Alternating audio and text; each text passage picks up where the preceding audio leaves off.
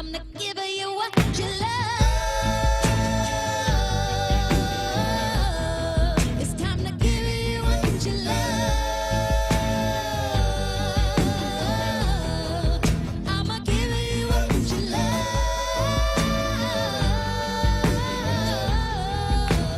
Give you what you love. Well, good afternoon. It is February 16th, 2021. We are on the second month in of the year 2021, and it's been an interesting time. You are listening to The Source, 96.1 FM, 900 AM, streaming live on WURDradio.com. Follow us on all social media platforms at onWURD. 215-634-8065 is the number to call in. If you are hearing the sound of my voice or watching me on any TV streams on Instagram or Facebook, I am Andrea Lawful Sanders, and I am your host on Mondays, Tuesdays, and Thursdays from 1 to 4 p.m. Malcolm White wants to know, what is it going to look like today? Today belongs to, good afternoon, Gary Bryant. Today belongs to the WURD listeners. I am light on guests today on purpose because on Thursday I have two national speakers coming on. Not even going to announce who they are yet. One of them is going to blow your literal mind at the very beginning of the show. And so today I wanted to spend the time talking to the WURD listeners. We have our regular callers that call in that I give space and time to unapologetically, because quite frankly, they're the ones that continue to support. They're the ones that continue to buy the membership and do what needs to be done so that WURD radio can continue to thrive and exist. Which reminds me that my Black History highlight today is Walter P. Lomax Jr., born July 31st, 1932, transitioned October 10th, 2013. Walter Lomax opened his first South Philly medical practice in 1958, where 10 years later he treated Martin Luther King for a respiratory infection. He expanded to 6 health clinics with over 20 doctors and correctional healthcare solutions, which sent 70 doctors to prisons in 10 states. He also founded Lomax Companies, an umbrella for several businesses, including the radio station WURD. He contributed to various African and African-American causes, both personally and through his Lomax Family Foundation. In 1994, he bought the plantation in Virginia where his great-grandmother and hundreds of others had been enslaved, what Michael Cord in Philly Mag rightly described as an expression of real Black power. And so, without Dr. Lomax and his foresight, without him working his tail feathers off to get to where we could have a WURD station today, I want to give you a little bit of more of an insight. So I met Dr. Lomax, did not know he was Dr. Lomax. My husband was friends with some folks from Cheney, and they were having some sort of a picnic that day, and it was hot outside, and the Jamaican in me can't stand the heat. So I go to this place. We were in Cheltenham. And in the backyard was Dr. Lomax and all his best friends. That was apparently one of the last times his best friends were, all together before they all started passing away. And I was sitting fanning myself, and he walked over with one of his best friends, and he says, "Oh, she's new." And I opened my mouth to say something. He heard my Jamaican accent and said, "Yep, we're going to sit right here." And we began this great conversation. He loves the island of Jamaica, was talking about it in earnest. He and his friends engaged me in conversation. I completely forgot that it was hot outside. And I have to tell you, I did not know it was Walter Lomax. I did not know it was Dr. Lomax until the day he died and I saw his picture. When I asked him what his name was, he said his name was Bubby. Everybody called him Bubby. And so he was talking about the fact that he and his friends had just come back from Jamaica. We talked about raising children. We talked about all the things that they believed in their elderly stages, that they may have missed as they were trying to make a life and make spaces for their own children to not have to struggle and suffer so much. And it was just a good conversation. He also, the people that showed up in the backyard, no one referred to him as Dr. Lomax. And I loved his self-efficacy. Like he didn't walk around preening like, "Don't you know who I am?" To everybody in that backyard that day, that was Bubby, right? And so, he exemplifies what we call in leadership a certain amount of humility. he didn't have to be that way. His friends loved him. One of his friends, when Dr. Lomax died, and then another one of his friends died, and I went to his memorial service. I'd read a piece that I'd written about them. I walked away from them that day, and I wrote a piece about them that is on my blog.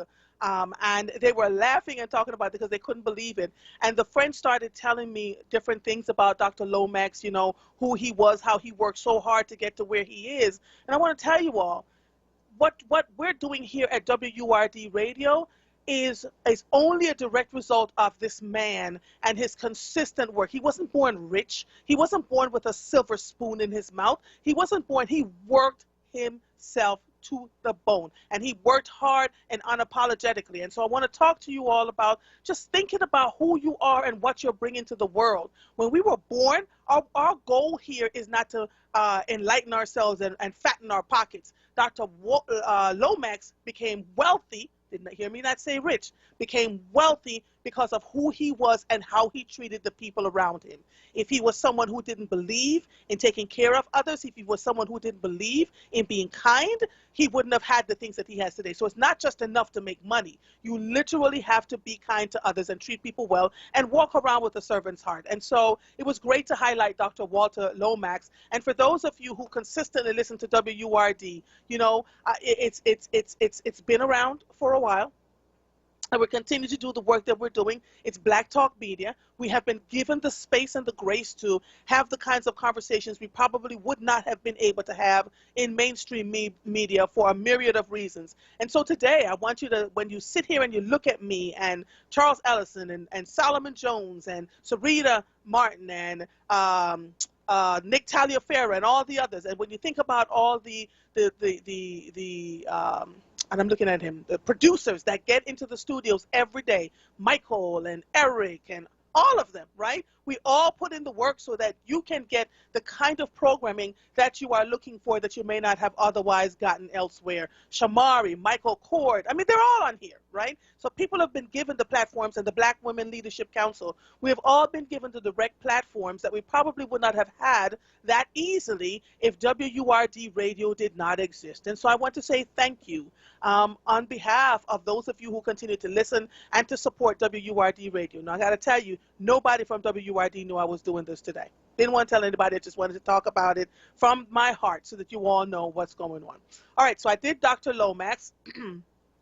I want to do, let me just make sure, another Black History highlight. The Philadelphia Stars were a Negro League baseball team from Philadelphia. The Stars were founded in 1933 when Ed Bolden returned to professional Black baseball after being idle since 1930. The Stars were an independent ball club in 1933, a member of the Negro National League from 1934 until the league's collapse following the 1948 season, and affiliated with the Negro American League from 1949 to 1952. In 1934, led by 20-year-old left-hander Slim Jones, the Star defeated the Chicago American Giants in a controversial playoff series 4-3 for the Negro National League pennant. At their high point in the mid-1930s, the team starred such greats as Biz Mackey, Judd Wilson, and Dick Lundy. Following his release by Cleveland, Satchel Paige signed with the Stars in July of 1950 before returning to the majors with Bill Veeck and the St. Louis Browns. The club disbanded after the 1952 season. These are the folks we need to talk about, right, that have done good things. So those were my two Philadelphia highlights. Here's another one that I want to talk to you about. This is, and I passed a mural of him in West Philadelphia this morning when I was going to a funeral, and I want to talk to you a little bit about what I saw as my husband and I were going to this funeral. Gion Stewart Bluford Jr., born November 22nd, 1942, is an American aerospace engineer, retired U.S. Air Force officer and fighter pilot, and former NASA astronaut who was the first African American and the second person of African descent to go to space. Before becoming an astronaut, he was an officer in the United States Air Force, where he remained while assigned to NASA, rising to the rank of colonel.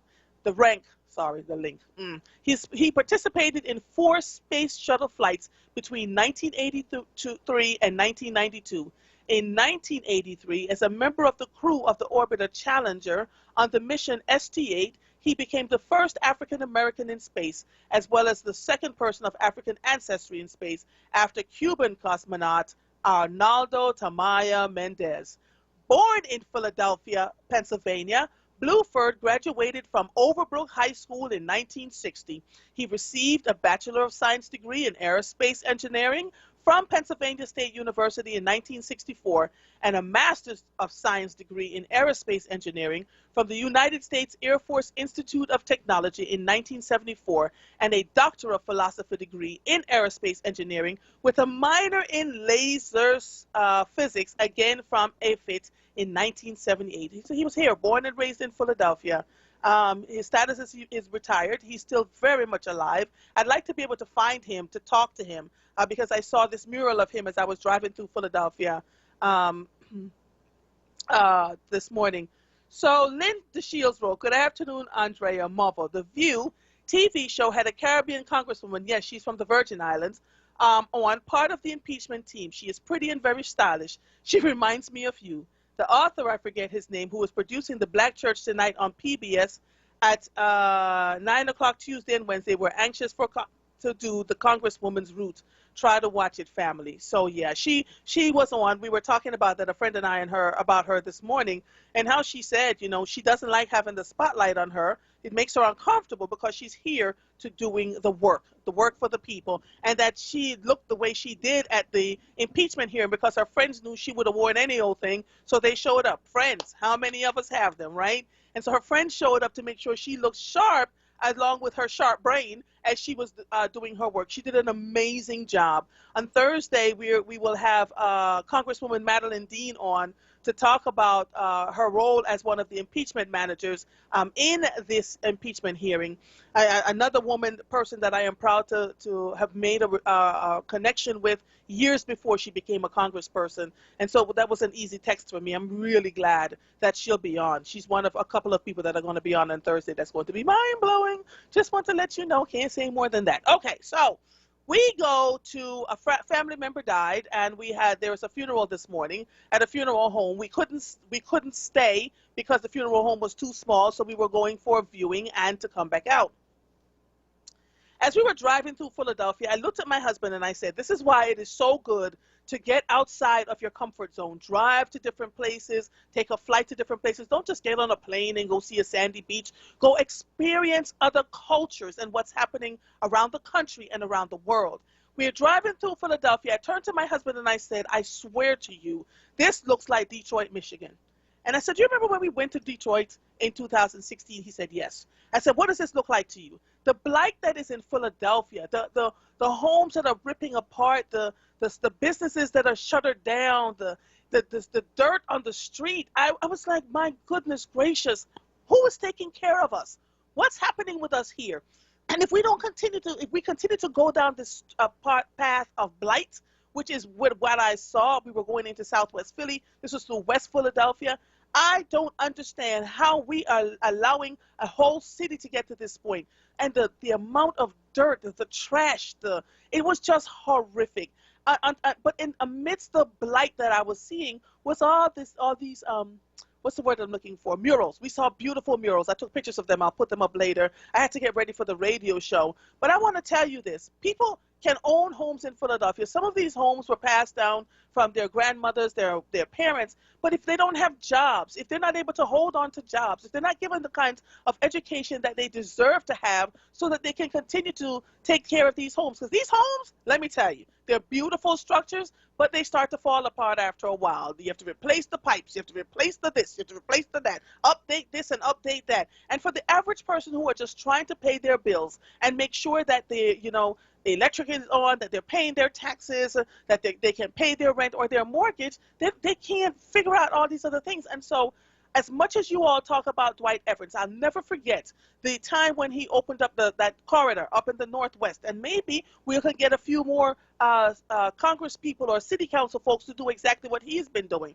He took on the entire Northwest and right where Martin Luther King School is, and the Oak Lane Charter School opened up, and the Oak Lane Festival that he had going on there. Yes, it wasn't perfect. I get it. But that entire corridor People loved showing up there. People were taking better care. And he spent money refacing the front of people's homes. At first, they didn't trust him, and they were like, what are you trying to do? What are we going to owe? He's like, not a darn thing.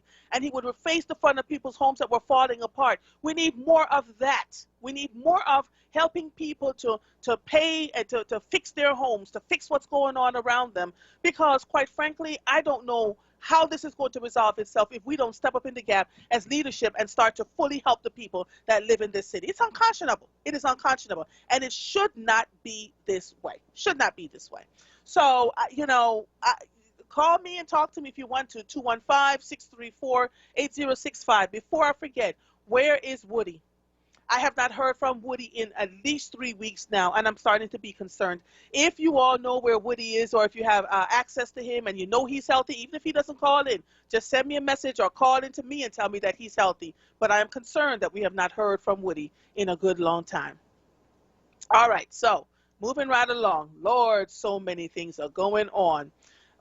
This morning, again, as we were driving to the funeral, I get a call from my son who lives in Austin, Texas. And he says, Mommy, it is 5 degrees here. We have no electricity. My pipes are freezing, and people are dying like you would not believe, because folks don't know how to drive on the snow and the ice. Austin, Texas right now looks like Canada. And so for my child, who was born and raised in the Northeast and spent the majority of his life up here, understood how to wrap his pipes, understood to start catching water, understood that he could not turn on his car in the garage, but to pull it out of the garage so he could stay warm. He understood that he needed to have a full tank of gas. I have said this to my children. Don't wait for disaster to strike to be prepared. Be prepared always. And one of the things I tell them all the time is make sure you always have a full tank of gas whenever possible. At the very least, 3/4 tank. And so he was prepared, but they were all wrapped up, him and his wife and the dogs, and they were trying to figure it out. But Texas is in a tundra right now. Alex, who is on Fox 29, have parents and a grandfather who was in Dallas, Texas, around that region, and she was talking about the fact that they lost electricity too. Her grandfather lost electricity. Our parents had it. They went to go pick up her grandfather, and by the time they got back to their house, they had no electricity. So they were using their fireplace to make hot dogs and stuff like that. Global warming is incredibly real. Texas, a place where my child moved to because he said, I cannot stand the winter. I love to have the summer. I love to have the summer heat, is now under a tundra. And it's quite a few parts of the country. And so I just want you all to pay attention and to always be ready. Do you have a kerosene lamp just in case you have no electricity? Do you have candles just in case you have no electricity? Do you have containers to catch water just in case your water goes out? Because that's the other thing. People, they're losing their water. They're thinking they're losing their water, not realizing that their pipes are freezing, and so they have no water whatsoever. The things to wrap your pipes that you can go to Home Depot and pick up, that cost like $2. But most people don't know, in Texas, they never had to think about wrapping their pipes with insulation because they weren't thinking of this getting cold. Flushing your toilet ever so often so that it'll keep the water flowing through your pipes, that kind of stuff. So it's, here we are.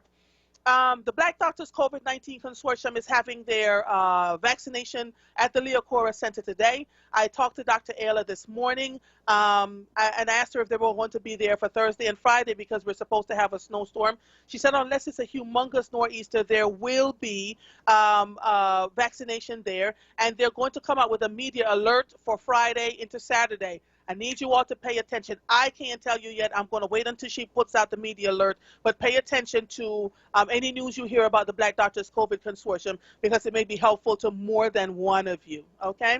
You are listening to The Source, 96.1 FM, 900 AM, streaming live on WURDradio.com. Follow us on all social media platforms at onWURD. 215-634-8065 is the number to call in. We will be right back after these messages. Today, millions of Americans face barriers to obtaining a college degree. But at WGU, we're setting out to change that. With a range of scholarships and grants aimed at expanding access to a quality education, making tuition more affordable, and giving students a path forward. We're helping people turn obstacles into opportunities because everyone deserves a chance to succeed. WGU, ambition never rests. Visit wgu.edu to learn more. WURD Radio celebrates Black History Month with Black Artist Story 365, brought to you by Southwest Leadership Academy Charter School. Welcome to Black Artist Story 365. My name is Envy McKee. Get into this episode where we explore the art and artistry of Academy, Emmy, and Golden Globe award-winning actress, director, and producer, Regina King. Part 1. Regina Renee King was born in Cincinnati, Ohio, and grew up in Los Angeles, California. In 1985, she played the role of Brenda Jenkins on the television series 227. You remember Brenda? Miss Mary's daughter. Then she went on to play in just about every iconic Southern California black coming-of-age film in the repertoire. It started with John Singleton's Boys in the Hood, Poetic Justice, and Higher Learning. In 1995, she was featured in the iconic film Friday. The next year, she starred with Martin Lawrence in A Thin Line Between Love and Hate, and then she was in Jerry Maguire as Marcy Tidwell. You know, the wife of Academy Award winner Cuba Gooding Jr.'s character. In the movie Enemy of the State, she played Will Smith's character's wife. Child, Regina King done been in How Stella Got Her Groove Back, Mighty Joe Young, Down to Earth, Daddy Daycare, Legally Blonde 2, Red, White, and Blonde, A Cinderella Story, Ray, Miss Congeniality 2, Armed and Fabulous, and the iconic This Christmas, to name a smattering. Lest we forget is Queen Duchess Regina King's iconic voice of both Huey and Riley Freeman for the animated series The Boondocks. For the culture.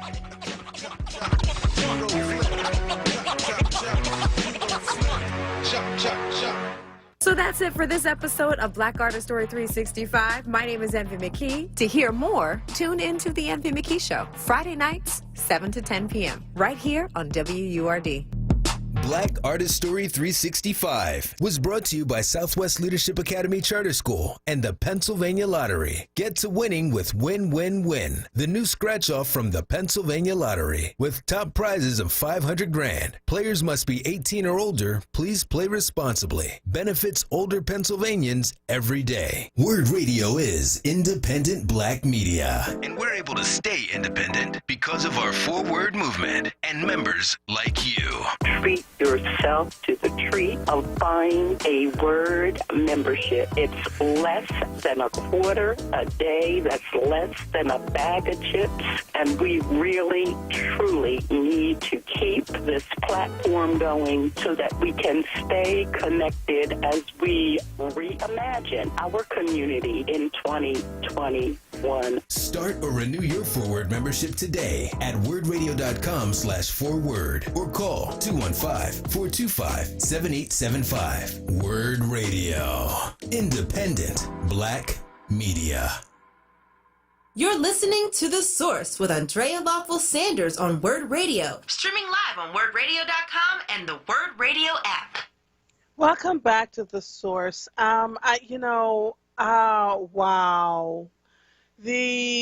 I just asked about Woody. Woody is one of the people that calls into this radio station faithfully every single week, and I hadn't heard from him in 3 weeks, and I just put out the clarion call for him, and someone wrote and says, Woody is recuperating, he's fine, he stated that he will call in next week. So this is what I'm talking about when I say we're family, right? When folks are calling in all the time and then we suddenly don't hear from them, we are to check in with each other. The president of the NAACP in Willow Grove passed away, and from all reports that I am getting, had been gone for about 24 hours before her body was discovered. And so I tell you all this, please, check in on each other. I call my friends every once in a while when I don't hear from them. Check in with me. Make sure I'm okay. Check in with those who are your neighbor down the street. Check in with your neighbor across the street. Check in with friends who you hadn't heard from, who you have a certain pattern with. Check in with folks because people are really going through it, and they're not feeling too good, right? And then with the COVID virus out here, the numbers are coming down. And because more people are getting vaccinated. However, it's reaching this pinnacle because, see, here's the thing. I keep saying to y'all, the action that we put out has an equal or greater reaction. So because we were vaccinating the top tier countries first, the countries like in South Africa who are not getting the vaccine at the same pace, and some countries, some islands who have not yet to get a vaccine. The virus has had a chance to mutate. And so what they're saying now is that even with our vaccinations that we have going on, it will be able to protect us to a good extent, but we're going to end up needing booster shots. And for those who don't take the vaccine at all, I'm not sure what's going to happen. So I have my weekly guest on. Let me quickly take Friendly Fred, and then we'll go to Pastor Waller. Friendly Fred, line 2, are you there? Good afternoon. Yes, I am. Thank you, Sanders. How you doing, honey? I'm good. How are you, sir? I'm just tired and bloated. I just want to talk about the family prayer right quick. I just want to say, dear Lord, our heart's desire is to live in harmony and unity with each other. Bind your love to our hearts so we can live in perfect unity together. Teach us to care for our families, members, and forgive others their mistakes. Dear God, we thank you that if we ask for wisdom, you freely give it to us. And I just had to say, about the family prayer and stay in prayer. Yes, sir. Thank you. Thank you. You were right on time. Thank you so much. I appreciate bye-bye. you. All right. All right now, Reverend Dr. Alan E. Waller is the senior pastor of the Enon Tabernacle Baptist Church in Philadelphia, Pennsylvania. His partner in marriage and ministry is Dr. Ellen Jo Waller, the leader of Enon's Women's Ministry and a devoted mother to their 2 daughters, Ellen Morgan and Erica Lynn. Good afternoon, Pastor Waller. How are you? Hey, I'm great. How are you? I am so good. So much is going on. Every week I feel like when we finished talking the week before, I was like, all right, well, what will Pastor Waller and I have to talk about? And man, there's so much going on around here. We could talk till Jesus comes back. All right, so where do you want to start, Pastor Waller? Do you want to start, or do you want me to ask you a question? Because I've got a lot going on here. Well, you can take us where we're going. Okay, all right. Yeah. I had to go to a funeral this morning and was driving through West Philadelphia to go into Southwest, and the amount of blight that I saw in this city was frightening to me. And I began discussing with the WURD listeners how, Lord, his name just went right out my head. Congressman Dwight Evans used to took funding that he had that brought into his community and was helping people to remove the blight from their homes, was rebuilding the business corridors, and we don't see that happening as much in the city. How can we address this blight? Because just having to look at it and people's homes falling down around them, businesses are closed up. How do we address this as leaders in this city? Well, yeah, I think we need to remember that what you see is happening because of the change of direction in Philadelphia. For now, the last decade, the emphasis has been on Center City and not on the neighborhoods. The last time that there was real initiative on the neighborhoods was under Mayor John Street. And so we're going to have to make sure that we have a political agenda that addresses that. This also is something that we're going to have to take into consideration when we get back. A number of businesses have found out that a lot of their work can be done from home. And we're going to have to make sure that businesses don't think only about the bottom line of their industry. We got to get people going back to work and not just doing their jobs from home because that's where the economy, tax dollars, all of that gets spent. And then if it's funneled in the right direction, we can then address business corridors. That's, when you see the dilapidation in certain business corridors, we have to watch what's being developed and what neighborhoods are being developed. We took a strong position on not letting Walmart expand but so much in our area by the church up on Cheltenham because the destruction of Vernon Road and Wadsworth is directly connected to big superstores on Cheltenham. Everybody kind of knows where this stuff comes from. Right. And then you see it over time. Businesses, people can remember when there were significant businesses in the business corridors, but then everybody now wants big lot stores. And those big lot stores then impact the business area. One of the things that we are doing in partnership with the 9th Councilmatic District is Enon Coulter Development Corporation also hires persons that are cleaning. When you see people outside cleaning in the 9th Councilmatic District over by Broad and Olney, those are some returning citizens that are helping to clean up.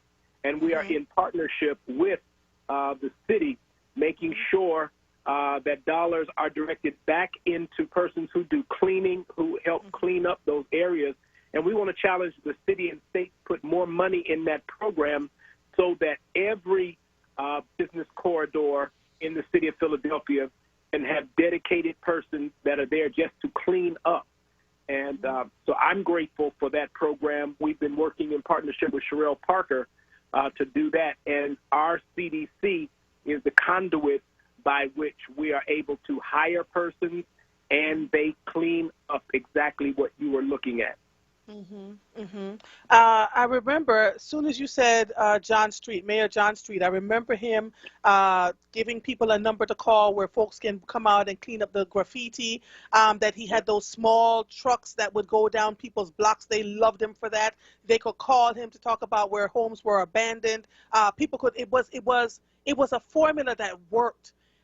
Do we have to wait until someone else gets elected into office to get this the same formula? Are these people not seeing what you and I are seeing when we go through the neighborhoods and see the blight that's happening, that people could use a ton of help? Where's the programs for people who can't afford to fix their plumbing and electricity, or the structure of their homes are falling down around them? Where are the programs for that kind of stuff? Does that even exist now? Now, that I don't know. You just asked me a question over my pay grade.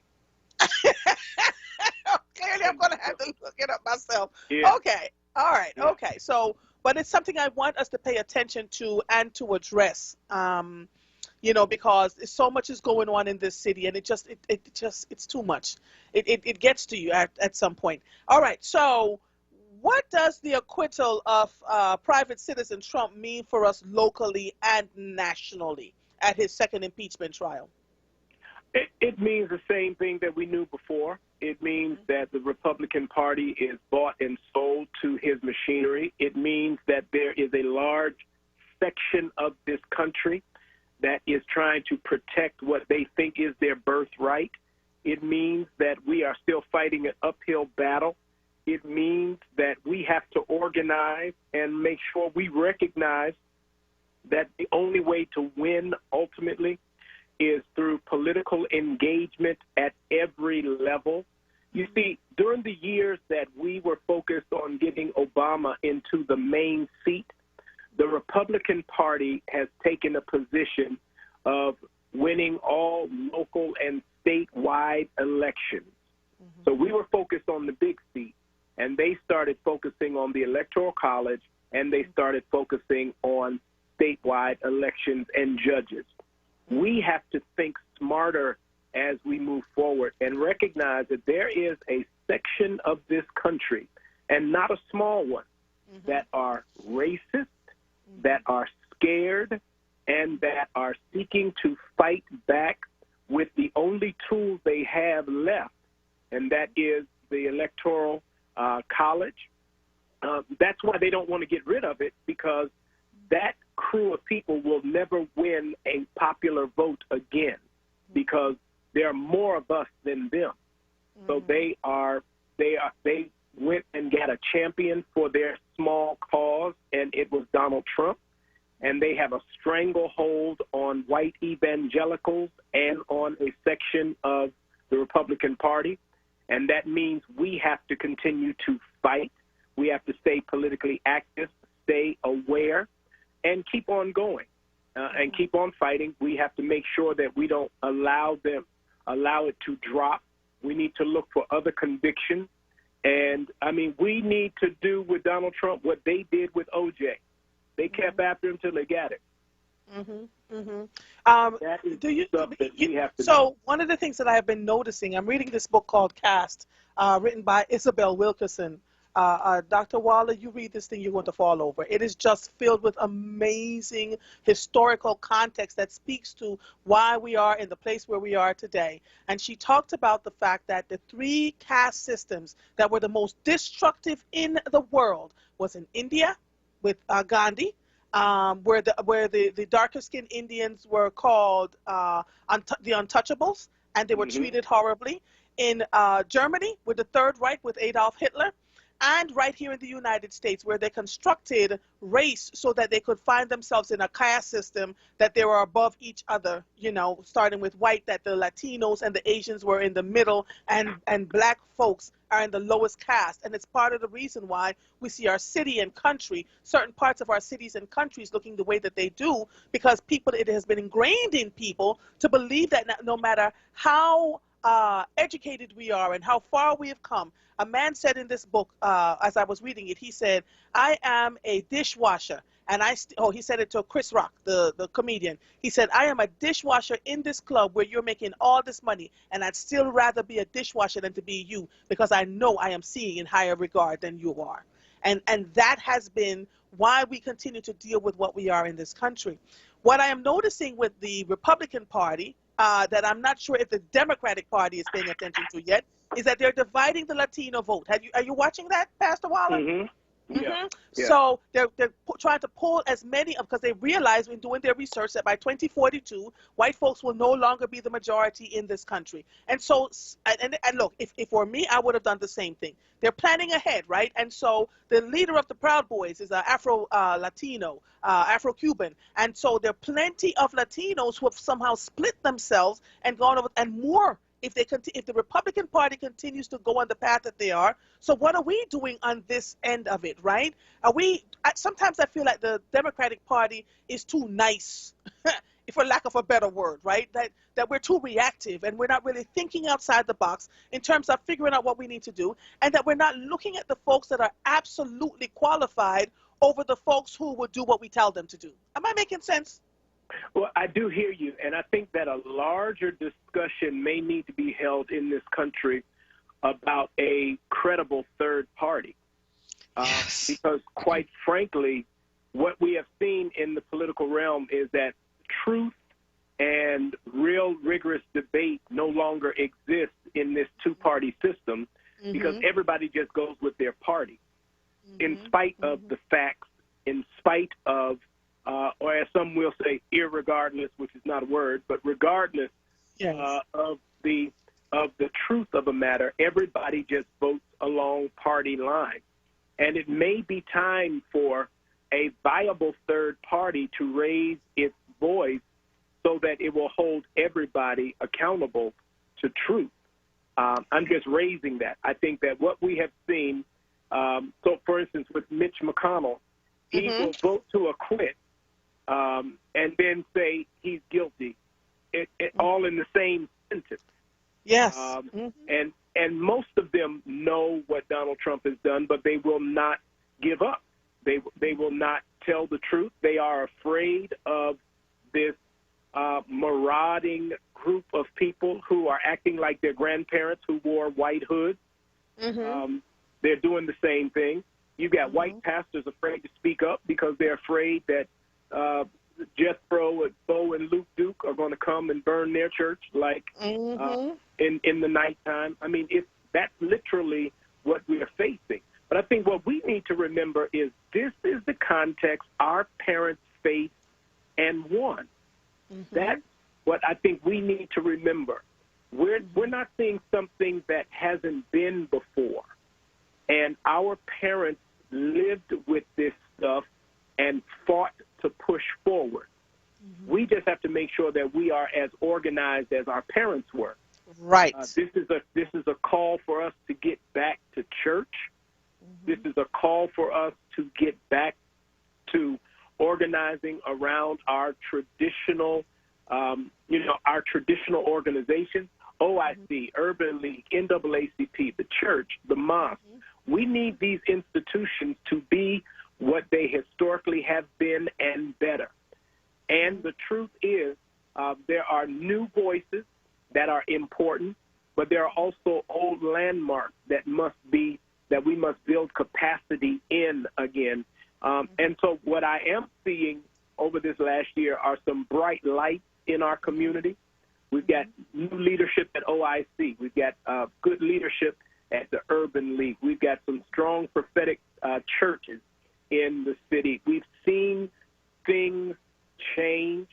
We are in the middle of a mess, but I believe that we're moving in the right direction, and we'll continue to believe that.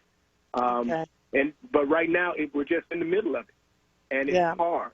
Yeah, it is hard. It's hard. Hold on one second, Pastor Waller. Let me take a quick break, and then I have a question about the old landmarks that I'm noticing in the city that are being taken over by construction companies or being razed to the ground so that they can be spots for colleges and universities here. One second, please. WURD Radio is a small business. We are a focused team of hosts, producers, and staff doing everything we can to serve Black people.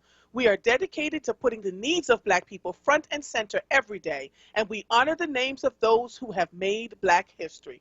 Yes, there's Dr. King, Shirley Chisholm, Marcus Garvey, Toni Morrison, Malcolm X, and the list goes on.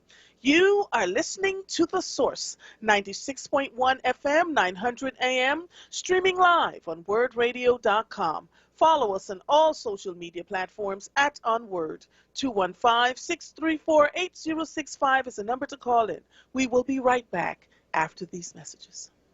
Clark Roofing salutes Black History Month with over 30 years of quality roofing experience, providing exceptional customer service, honesty, and professionalism. For service, call 215-365-ROOF. That's 215-365-7663. This is not a fad for us. We will not resume our regular programming when things die down. We're not black to help our bottom line or because it's politically correct. We're not joining a fight.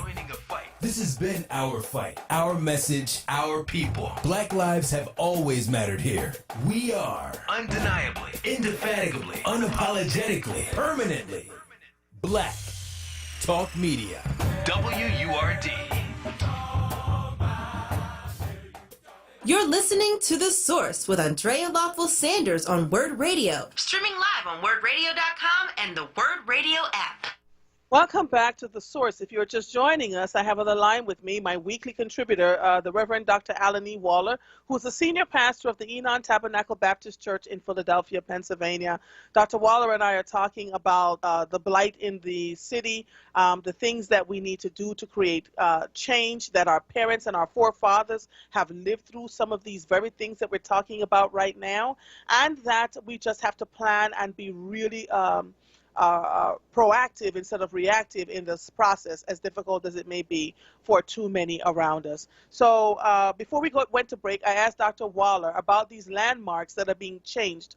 There was right there in West Philadelphia, a large building that used to house Cheney University students and a few other places, and it's now owned by a company, a construction company called Domar, that entire building. I also noticed, Reverend Waller, that Jasmine Sessom says, change, just blow the full system up. We got to start over, mother. Okay, Jasmine, call the radio station at 2 o'clock, please, so we can talk about it. You know the number, 215-634-8065. Folks are really upset, Reverend Waller, about what's going on out here. The Uptown Theater, what's happening with that? The Met, that, was a staple for us. What parts of that do we as Black people have stake in, if anything at all? That's a real challenge. And we have to look at how we have treated our traditional institution. And we need to recognize our own worth because in some cases we have been asleep at the wheel. It's one thing for somebody to come in and take something from you. It's also another thing for us to give some things away because of our inactivity or being asleep at the wheel. And I want to be real careful that I don't sound like, blaming the victim. But I think that we as a people are going to have to be proactive around our institutions and our neighborhoods. Owning our own political stuff, owning buildings. One of the benefits of the Black church in the community, one of the reasons that the Black doctors were able to get so much done is because we own our buildings and we own our land, and she could come right in through us and get to people. With ownership, I heard someone say the best buy on earth is earth. And so we have to own our own stuff, and we have to work with each other, control the economics of our community. It's all the stuff we know, and we have to recognize that there is worth in our community, and people are coming after it, and we must protect it. So what I am understanding, though, Reverend Waller, is that people who have wanted to have stake in to buy parts of, you know, the Uptown Theater and to get stakes into the Met, or they see people who are living next to blighted properties and they want to buy it, and they're being thwarted at every turn by the city. You know, the folks who are in charge of these properties, city council, and I've had story after story of people who wanted to turn the properties into gardens, or to buy the property and build adjoining homes next to the homes that they own so that they can build wealth here. And time and time again, we see that those properties are being sold for a song and a dance, right? And then the property taxes go up, and then the people are forced out of their communities. I'm at this place, Dr. Waller, where I just have to keep calling truth to power so that so people can understand exactly why we're going through what we're going through. Folks were able to buy buildings for $2 and $1 in this city of Philadelphia. Let's just talk about it and be about it, right? But when our folks show up and say, can we buy the building and open up a daycare center, or open up a spot that we can help other people, or God forbid, open up a business so that we can gain some sort of wealth? Nothing. Crickets. Absolute crickets. And so I guess for me, what I'm asking when you and I are talking every single week is that we find solutions to give people the courage to start challenging the systems that are around them, instead of throwing their hands up in the air and saying nothing is happening. Nothing is happening because nobody was courageous enough to open up their mouths and speak about these things that you and I are talking about now, right? How do we You know, I have a friend, Dr. Waller, who was trying to buy properties here in Philadelphia. She is 30-something years old. She went through the proper channels. They thwarted her at every turn. You know what she did? She went up the street to Baltimore and was able to buy an entire block. An entire block, Pastor Waller. And after she bought the block, she then called in the people that lived on the block and said, how can I support you? What would you like to see on this block? She didn't just go there and started throwing up construction and telling them what she was going to do and not thinking about them. And they asked for a playground, and they asked for a community center. And they so appreciated her, they're giving her access to more blocks in Baltimore. You know what I mean? And so the current mayor says, look, we're getting a lot of people who are saying they want to come in and do X, Y, and Z, but you keep thwarting the black and brown folks. How do we get the folks in this city of Philadelphia to stop thwarting the black and brown folks who are coming to the table and asking for access? We have to organize. You see, in a city like Philadelphia, it's going to be hard to do anything as a single figure or finger. We're going to have to remember that a finger is connected to a hand is connected and can make a fist.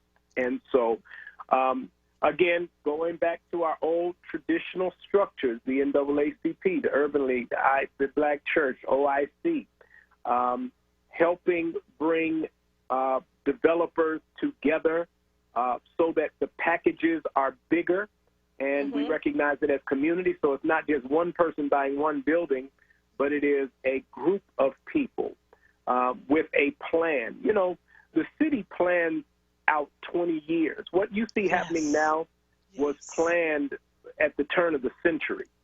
Yeah.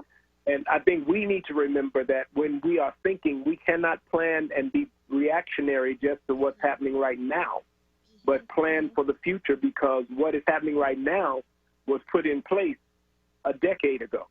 Yes, if not more. I spoke to a Republican senator at the Capitol Hill in 2012 that told me, he said, everything you see happening in public education now, we planned it 25, 50 years ago. We are willing to be patient, he said. We are willing to be patient, and we recognize that because there's so much trauma happening in your black and brown communities, or we have leadership that are greedy, that they will be reactive and not proactive. So anything, you're right, Pastor Waller, anything we see happening right now is things that have been planted and planned. And so they're already into 2050, and we're still trying to figure out how to live our everyday lives. You see how it's just it's just not fair. And then the last thing I want to talk to you about is the local NAACP here in Philadelphia.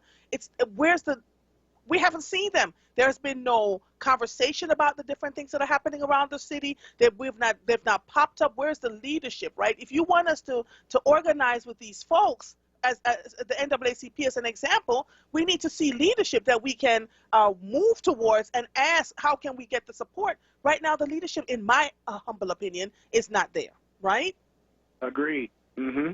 So we have a lot of work to do. A lot of work to do. I know you and I go back and forth about this stuff, but it's getting people to think outside of the box and to understand. You know, I said to folks last year, I said, y'all stop waiting until 4 months before primaries to start choosing somebody to run. We have a mayoral election coming up in 2023. We should have started planning 5 years ago for the mayoral election in 2023. But all right, we got a couple of years.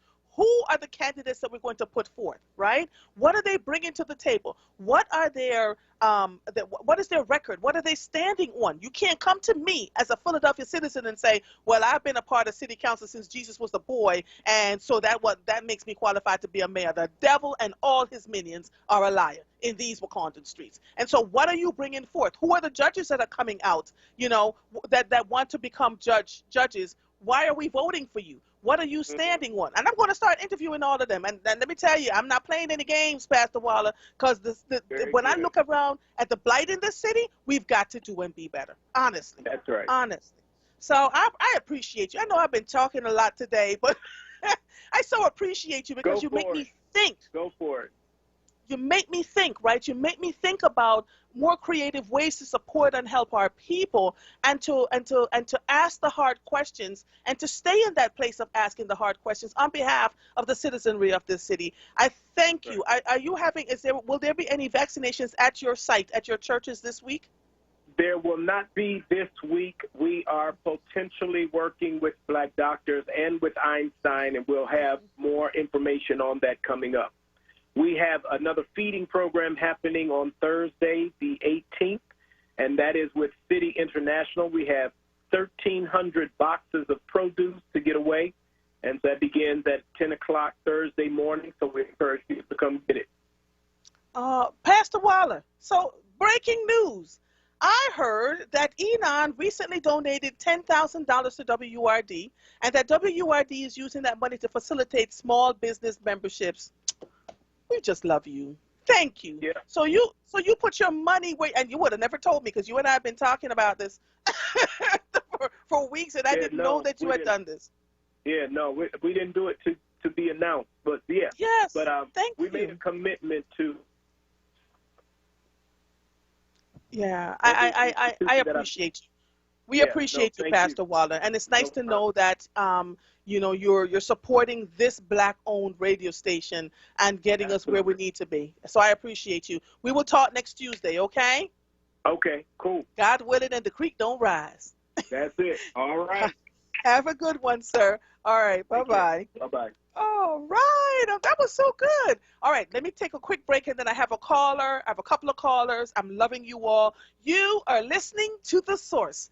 $10,000, y'all. 96.1 FM, 900 AM, streaming live on WURDradio.com. Follow us on all social media platforms at onWURD. 215-634-8065 is the number to call in. I am Andrea Lawful Sanders, and we will be right back after these messages. Your child deserves to be educated in a safe and supportive learning environment. Southwest Leadership Academy Charter School, a tuition-free public school, is accepting applications for the 2021-2022 school year. SLAC's 2 locations offer single-gender classrooms in a dual-gender environment. Kindergarten and first-grade classrooms have a 15-to-1 student-teacher ratio. Students learn music, art, and fitness. Southwest Leadership educates the whole child, preparing students to become leaders. slacks-phila.org, Instagram at Southwest Leadership Academy, or email info@slacks-phila.org. Recovery starts with a call. Pennsylvania's Substance Use Disorder Hotline is staffed by real people who are trained to help. They're here 24 hours a day, 7 days a week. They'll get you or your loved one into treatment regardless of your access to insurance. If you or someone you know is suffering from addiction, call 1-800-662-HELP. Recovery starts with a call. Paid for with Pennsylvania taxpayer dollars. Celebrating Black history all day, every day. Medgar Evers. All we want you to do is keep going with this fight for freedom. When we get this unity, ladies and gentlemen, nothing can stop us. This is WURD Radio, 96.1 FM and 900 AM WURD. Philadelphia, independent Black media. The views. You're listening to The Source with Andrea Lawful Sanders on WURD Radio. Streaming live on WURDradio.com and the WURD Radio app.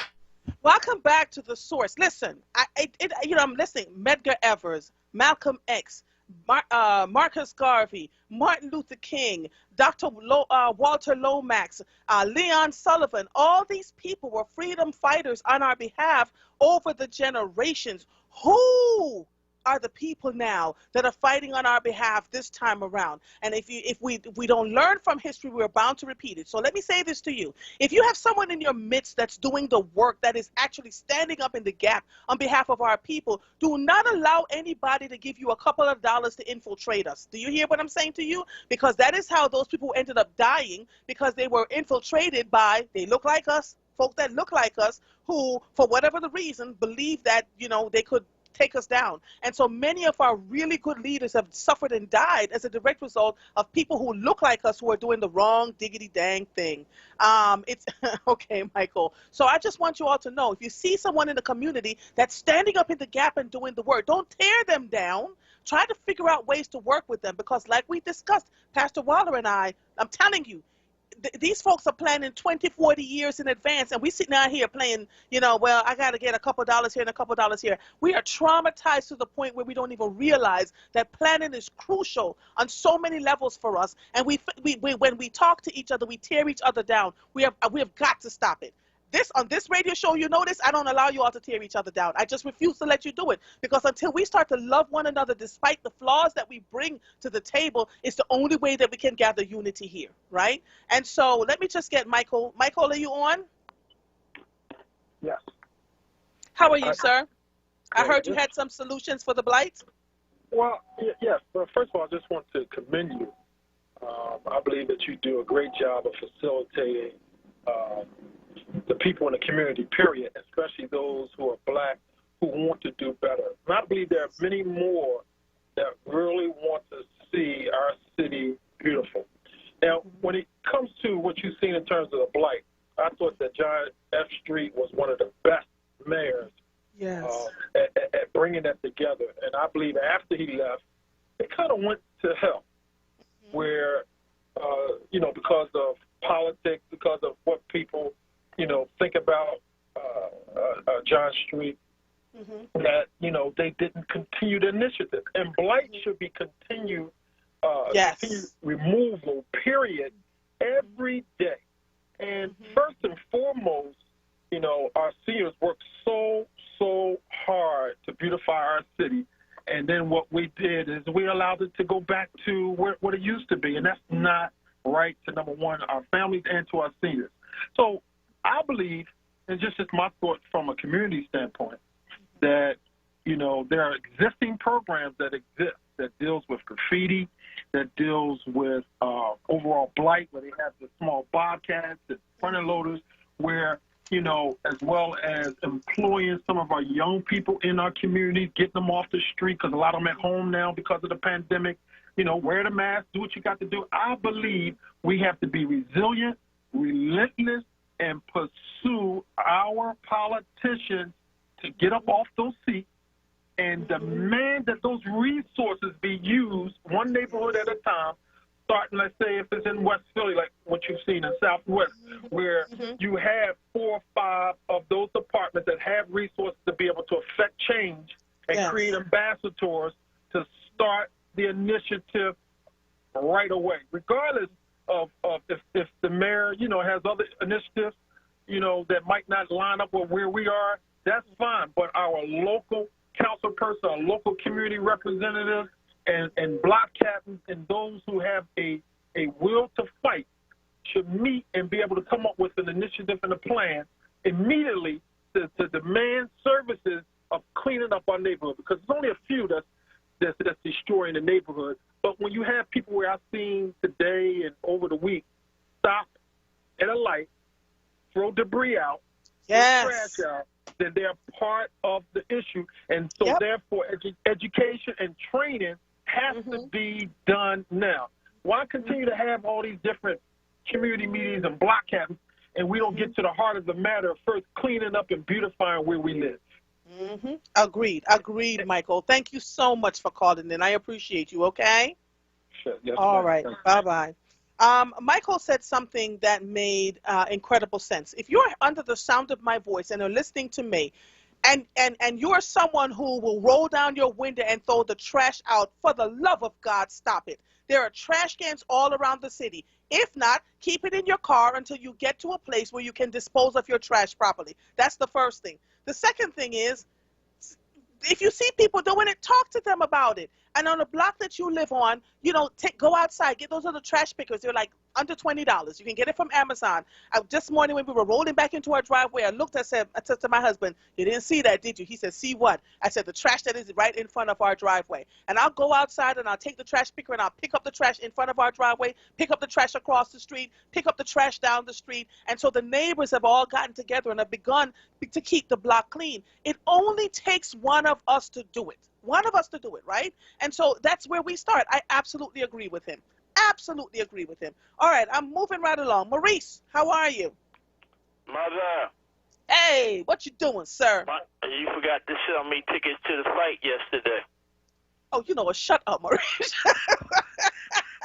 Maurice, I wasn't selling tickets to a fight. I was trying to get two grown men to have a good conversation, and they ended up doing it, right? Yeah, so but you caused it. I did. Excuse me? You caused it. How did I cause it, Maurice? Never let anybody come back on the air. You're just asking for trouble. No, man. I was able to manage it. It was good. It was good. I heard the tape. I listened to it like 10 times. Maurice, there were five. Let me tell you what happened. Those two guys, I'm not even going to say their names, but everybody know who it is. I love both of those guys. I love both their opinions. They're two strong-willed black men.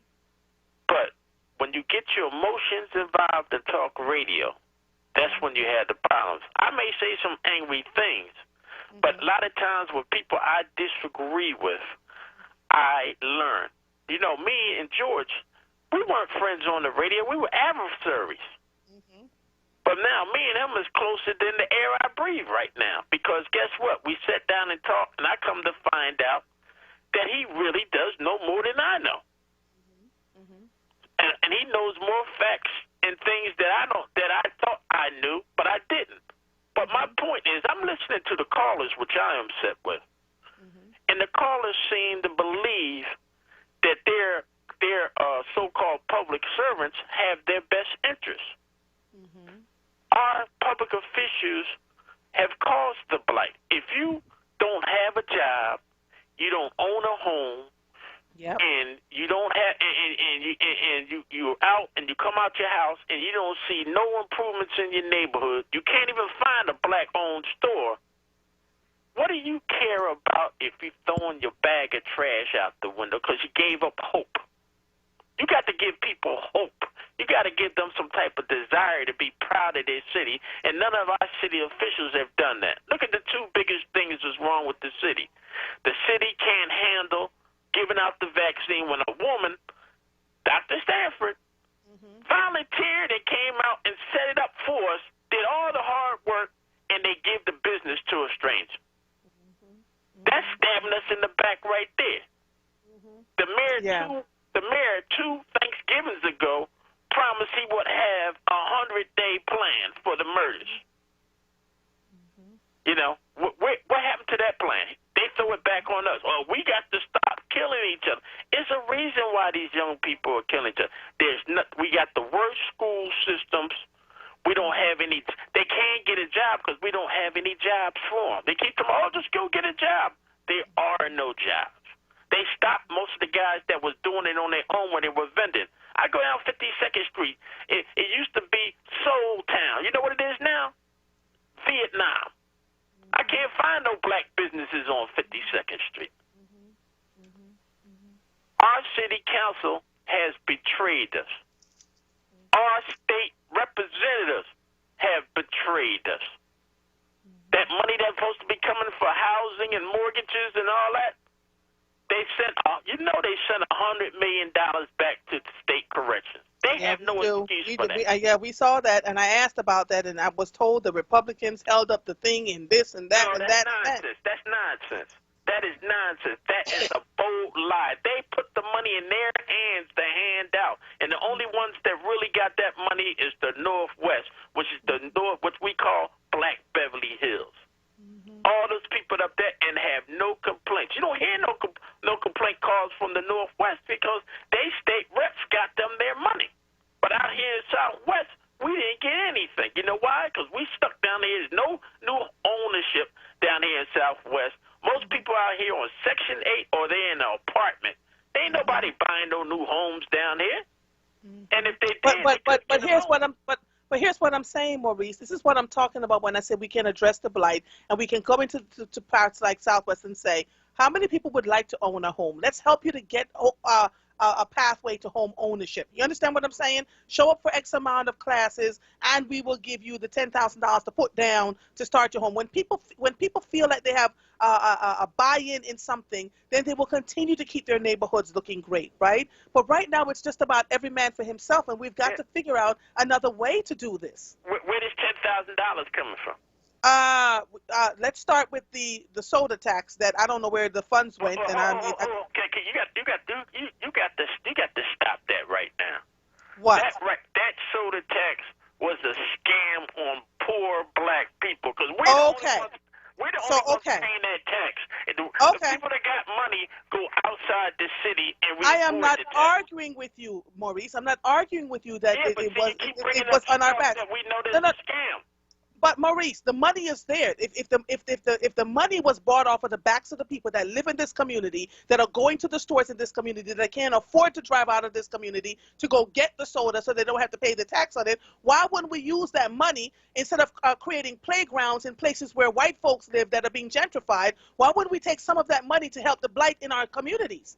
It may be a scam on the backs of black people, but let's take that scam, your words, not mine. Let's take that scam, as you say, and start to help the black people in these communities. That's what I'm saying. It's not enough to fuss and complain. I'm not disagreeing with you. What you're saying is a great idea, but we don't have control of that money. That's what I'm saying. You say, oh, that's great ideas, but where's that money going? That's why I'm saying, Maurice, we have to plan ahead, not just wait until an election is coming up. Listen to mother, right? We can't get changes right now, right? Because we're caught up in the middle of it. And when we're in the middle of it, it is hard to see the forest for the trees. But while we're in the middle of this foolishness, the planning can start to happen around who are we putting out of office so that we can start to get the things that we need to have done in our communities. We can't keep fussing and complaining and then voting back in the same dead, dry bones. Come on. Even the rocks will cry out at this point. How many more murders are we going to have in this city before we start to do something, Maurice? Hey, listen. I don't disagree with one thing you said, but here's the problem. When we had a chance to take the lying mayor that ran on stop and frisk, and the day he got to be mayor, he flipped the script on us. We had a chance to get a mayor in. Who did we pick to run for mayor? Nobody. You know who got in the race that hasn't done a damn thing for Philadelphia? Anthony Williams. Okay. Right. I heard people. I listen to the callers more than I listen to the host. And the callers, they didn't bring up nobody to run against this man. So he had free reign. Look, here's the mob right here at City Hall. Mm-hmm. The mayor, Bobby Heenan, and then it's the union guy, Pop. Okay. So Johnny Doc, right? So let me ask you, what is your solution then? Because I'm saying to you, there's another mayoral election coming in 2023. And I'm a quote Chris Norris on this. Mayor Kenny is not going to be mayor forever, so his power is not absolute. So what are we doing now to prepare for 2023? Are we going to talk about this every day on the radio, or are we sitting in our corner figuring out what our solutions are going to be so that in 2023 we're not having this conversation in 2025 and beyond? Who are the people that we can put up to run for mayor right now as we're looking at them to groom them and get them ready? That's what I'm talking about, Maurice. I can't change who the mayor is right now. I can't change the things that are going on. But what we do have are our votes. And we do have people in this city, not the same old people that you're looking at all the time, but they're qualified people in this city who may have never run for office before that would be qualified to run for mayor of this city and turn it upside down and do the things that we need to do in our neighborhoods and our communities. Why are we not looking for those people or looking at them? My question. Listen. I'm going to calm it down because I think I rose your blood pressure. You sure did. Listen here. Put a little baking soda and lemon in some water. But listen, this is the problem.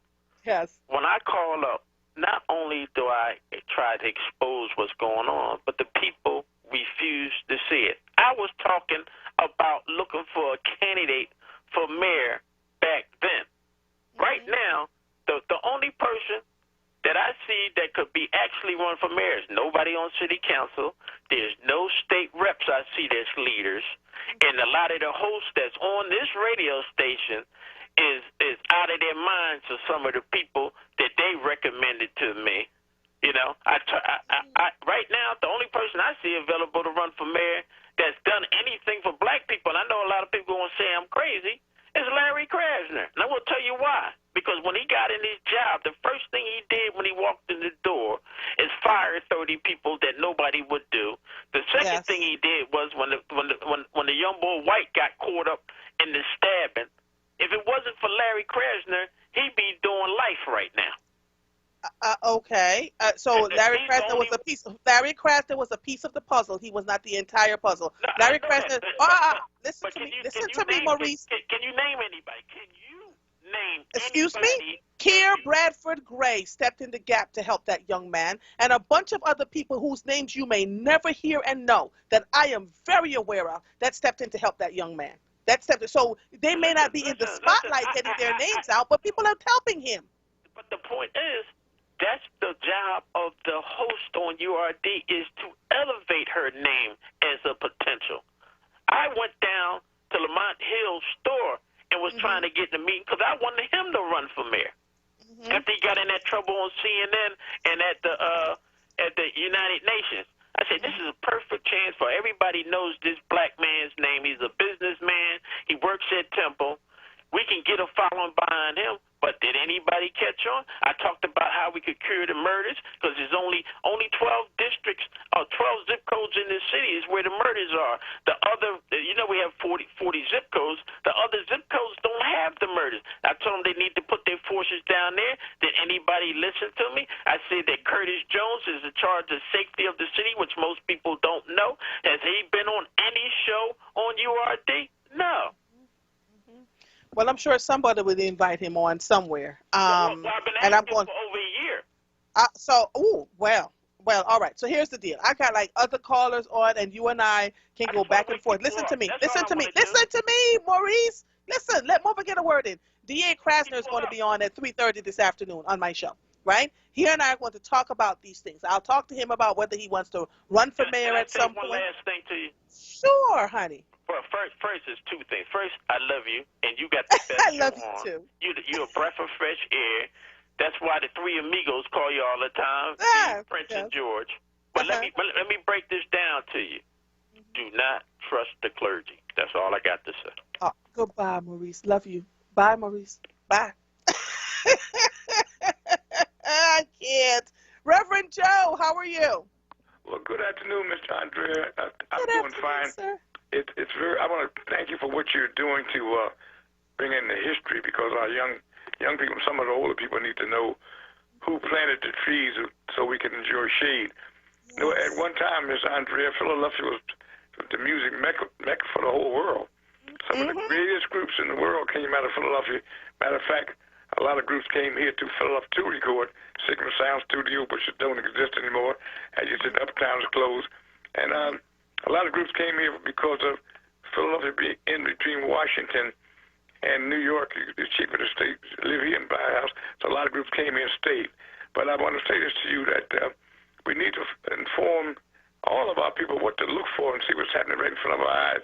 There's a mural there was a mural of Georgia Woods, one of the most famous disc jockeys ever, and they painted over the mural. And I told the lady yesterday, they're not going to do anything with that mural. No, they're going to bring it back. Well, it never came back. That's been about 10 years ago.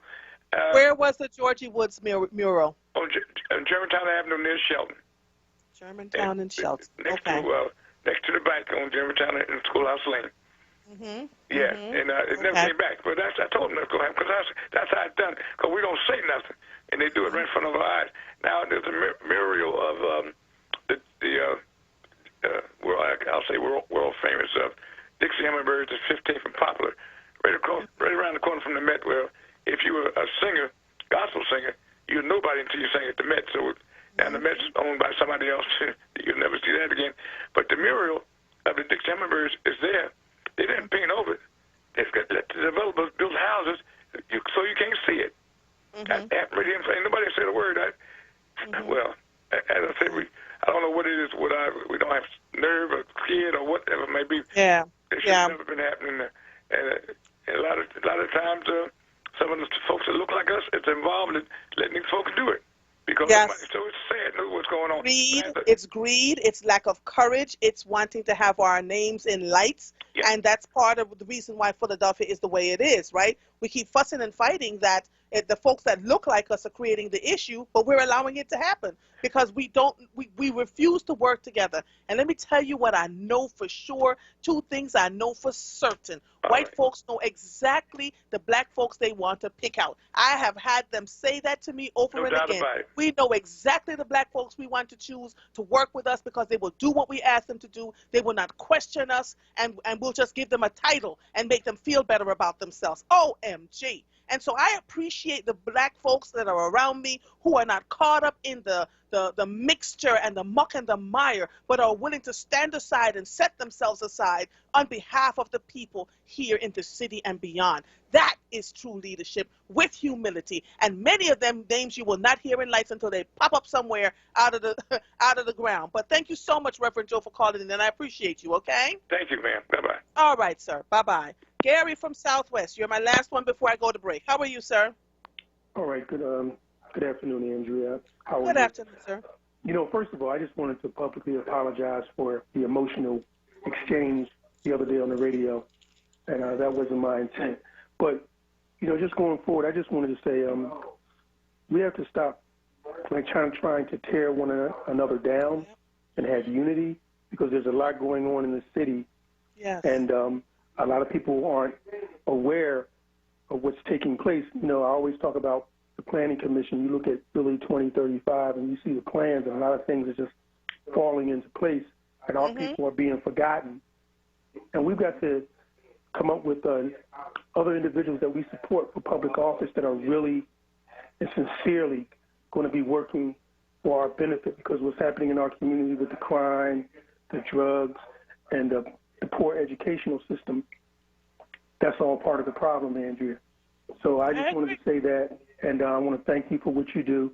You know, I love my WURD family. And again, I just wanted to say, you know, I have a passion for what I'm talking about because I've seen it from the inside, and I don't have control of changing it. I try to educate people and get them to come together and let them know you have to get out and vote. But I do say this. I think we need another party. I really do. Do you think we need a third party? Yes, I think we do. That's going to really, and I'm talking a party that looks like us. That's just my opinion, because we're not getting the service that we so rightfully deserve. And that's why I said we have to research and get some other viable candidates, people who really have a passion, sincerely have a passion and love for our people, that are going to get to really fight for us, and we're going to have to back them up. And also, the church has a role to play also. And I don't, you know, a lot of churches got to step up their game when it comes to this situation that we've been dealt with since we've been in this country. And Philadelphia, I call it Philadelphia. This is one of the most racist cities in the country, and that's just a fact. And that needs to be dealt with. Thank you, Andrew. Oh, thank you so much. Thank you so much. I appreciate you. Have a good one, okay? You too. You too all now. right, bye-bye. So the Philadelphia Planning Commission has something called the Philadelphia 2035. I'm going to suggest to you all that you go online, if you can, and look this up. The Philadelphia 2035 establishes the vision for the city of Philadelphia in the year 2035 and is the roadmap to achieve the vision. Philadelphia 2035 is the product of a multi-year, comprehensive planning process. It is grounded in the citywide vision and has followed through with strategic district plans for each of Philadelphia's 18 planning districts. I'm going to suggest that you all go take a look and see what is going on and what the plan is, and don't let 2035 catch you all going, oh my God, I can't believe we've been gentrified. Oh my God, I can't believe we've lost our home ownership again. Oh my God, all those things. Let's get it together, people. You are listening to The Source, 96.1 FM, 900 AM, streaming live on WURDradio.com. Follow us on all social media platforms at onWURD. 215-634-8065 is the number to call in. We will be right back with Jasmine Sessoms after these messages. Back on the Toyota head. proudly presents, in their own words, the late Chadwick Boseman, another HBCU-trained graduate of Howard University, spent a much too short amount of time with us. Yet, through his brilliance as an actor, he showed us and told us incredible stories and life lessons. Everybody is the hero in their own story. You know, Right. like you should be the hero in your own story. You should be, you should see yourself conquering, you know, the dramatic action of whatever you're trying to do. So when you get to crisis, you know how to deal with it. You Right. should be able to do that. And there are people that come in and help you with your story, but you have to be the person who deals with the conflicts that are in place. Nobody else can. There's no deus ex machina that's going to come in and save it for you. Even if you pray to God, God expects you to do some things. Toyota is pleased to feature African American icons expressing themselves in their own words. Toyota, let's go places.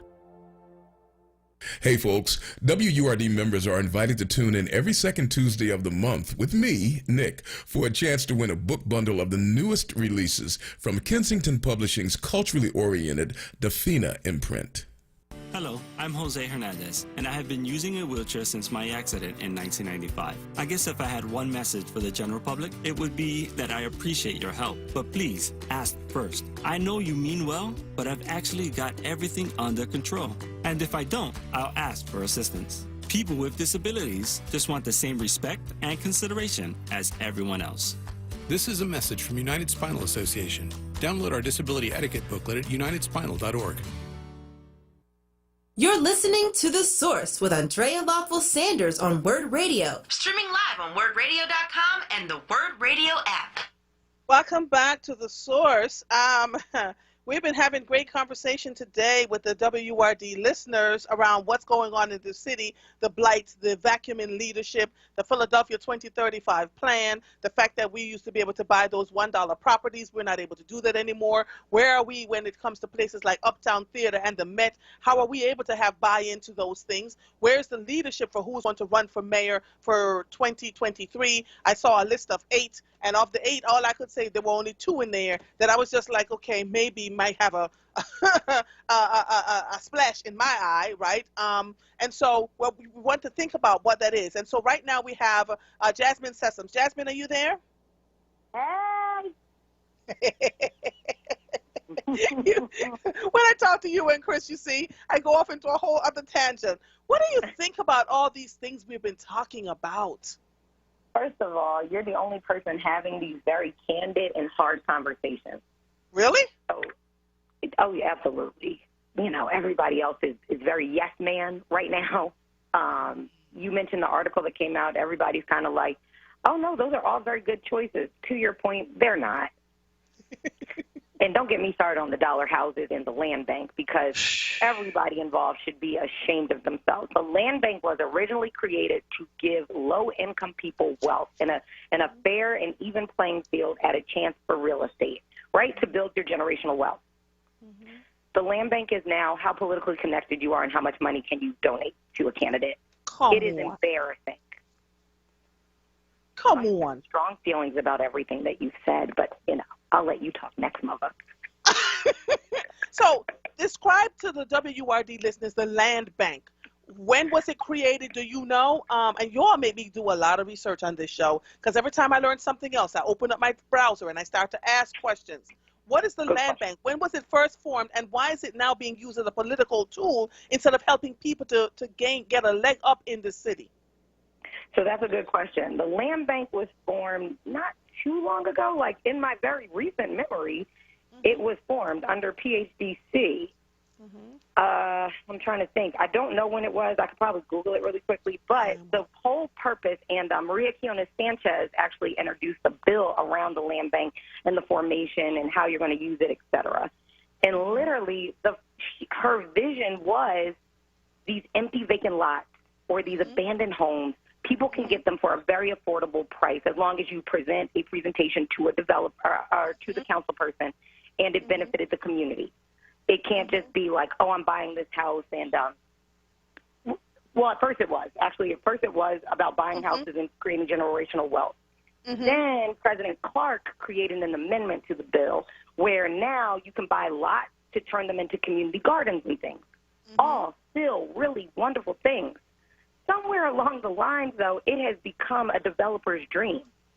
You have to be extremely savvy to get a property out of the land bank. I'll give you an example. I can't get a property out of the land bank to save my life. Wow. And most of those people I fundraise for, I'm with.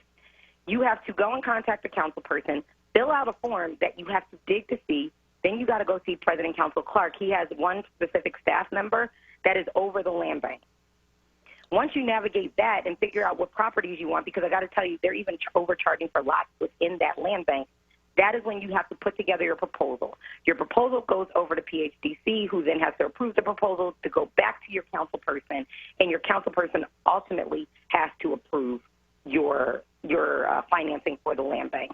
It is a convoluted politically. First of all, how easy is it to get in contact with the council person if you're not connected? Right. Tell me, mother. Right. How easy is it to get FaceTime with the council person, especially in COVID? Oh, wow. It's impossible. It is impossible. You would email, you can call their office, but they're not there. Right. So how does the average person get in contact with their council person if they want to buy a property out of the land bank? My God. And I'm looking at it. It's PHDC. Okay, so it is PHDC. I thought yes, PHDC, the Housing Benefit Housing Helper. Lord is talking about looking for resources to help maintain your home. The Housing Helper is here to help. Fill out a few questions and learn about what you're qualified for. But again, how about the people that don't have the resources and are able to do this? And why are they making the process so difficult for people? Why are you guys making the process so difficult for the average person? You want to know why? Because they don't actually want you to buy these properties. This is a political fundraising tool. I cannot tell you how many politicians I've fundraised for where the developers are heavy on their campaign finance reports. And you want to know why? Because they want to curry the favor.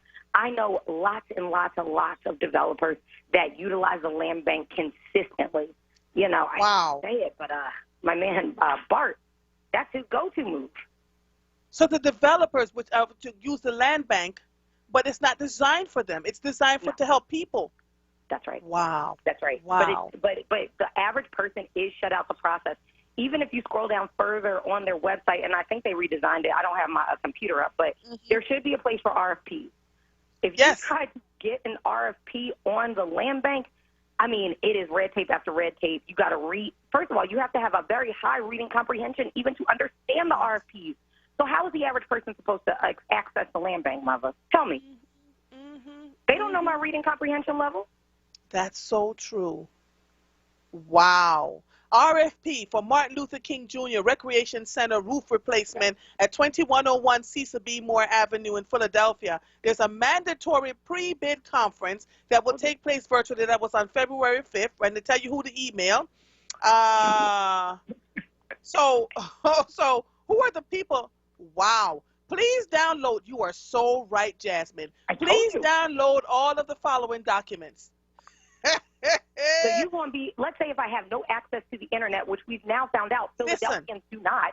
I have no computer. So now I'm going to the free library in COVID to download stuff. Let me tell you something. They have attachments A, B, C, D, D2, E, F, G, H, I, A, I, B, I, C, I, D, I, E, J, and K. Can you imagine?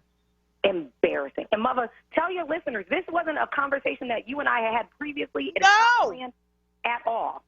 This is literally the state of our land bank. This is so crazy. And this is, thank God for, I have 3 screens up. I'm about to put up a 4th screen. I just told my husband, I said, listen, I need more screens because I got to figure out what I'm looking at here. But this is crazy. And so what's supposed to be here? And so these people, I just passed a spot in West Philadelphia, right across, right there by Market Street, where the Aldi's, and there's a huge building that belonged to Cheney University that's now owned by a construction company called Omar. In my head, I'm thinking to myself, as construction companies making that kind of money that they own that building that used to house colleges? Serious. It's huge. It's a landmark in West Philadelphia. So what are we doing here? How does the average person get access when the stuff has been set up to not give them access to begin with? These people are too much for me. Okay. All right. So Jasmine, talking to you makes my head spin because there's so much going on here. I'm sorry, Mother. It's okay. It's okay. It's okay because I need to know the things. So, and the Philadelphia Plan 2035, how are the average citizens in Philadelphia are being made a part of this plan? I feel like the leadership in the city continues to plan around the folks. They're looking at the blight that is around us. And so where are these buildings? Who are these buildings going to? You know, what is Broad Street going to look like in 2035? Because I see them building and coming up. What I don't see is a whole bunch of black ownership as they're coming up Broad Street. How do people get access to that? Same process? Same process. And a lot of capital, a lot of political capital will be spent. And it is frustrating. I don't have to tell you, Mother, but it is very frustrating when I see at council, people are saying, oh, yeah, we have community meetings. Well, when I go, because, you got to know where to look for the community meeting notes that the developers have to upload. Oh, you don't have one community meeting for a project that's going to take 3 years? Great. Yes. And you're just checking off a box. That's not real community input. And, Councilman Clark, he did try to curb that, but he didn't take it far enough on that community input. He didn't take it far enough. No developer should be able to put a shovel in the ground without having X amount of community feedback. That's right. We ain't willing to go that far. Not here. Okay, so I am going to suggest to the people of this city who are listening to me, when folks come to you and decide that they tell you that they want to run for political office, mayor, city council, ask them these questions. What's going on with Philadelphia 2035? What role are we playing in it? What are you doing about the blight in our city? How much funding do you get for your city constituents at the city council and your state rep? Where is that funding going? How are you using it to make sure that our city get what it needs? What is your take on the land bank? What is your take on the city soda tax? Where did you land on that?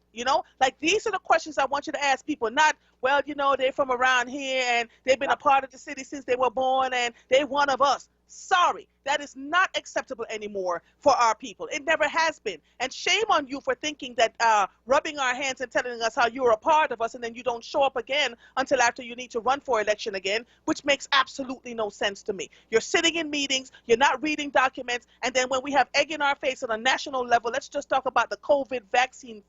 It's embarrassing. If you could just see my face right now. The COVID vaccine ridiculousness. And, can I just say, I was on a team call, and at my job, everybody's from everywhere. The only update I had in Philadelphia is it's a dumpster fire. I ain't got nothing else. Yep.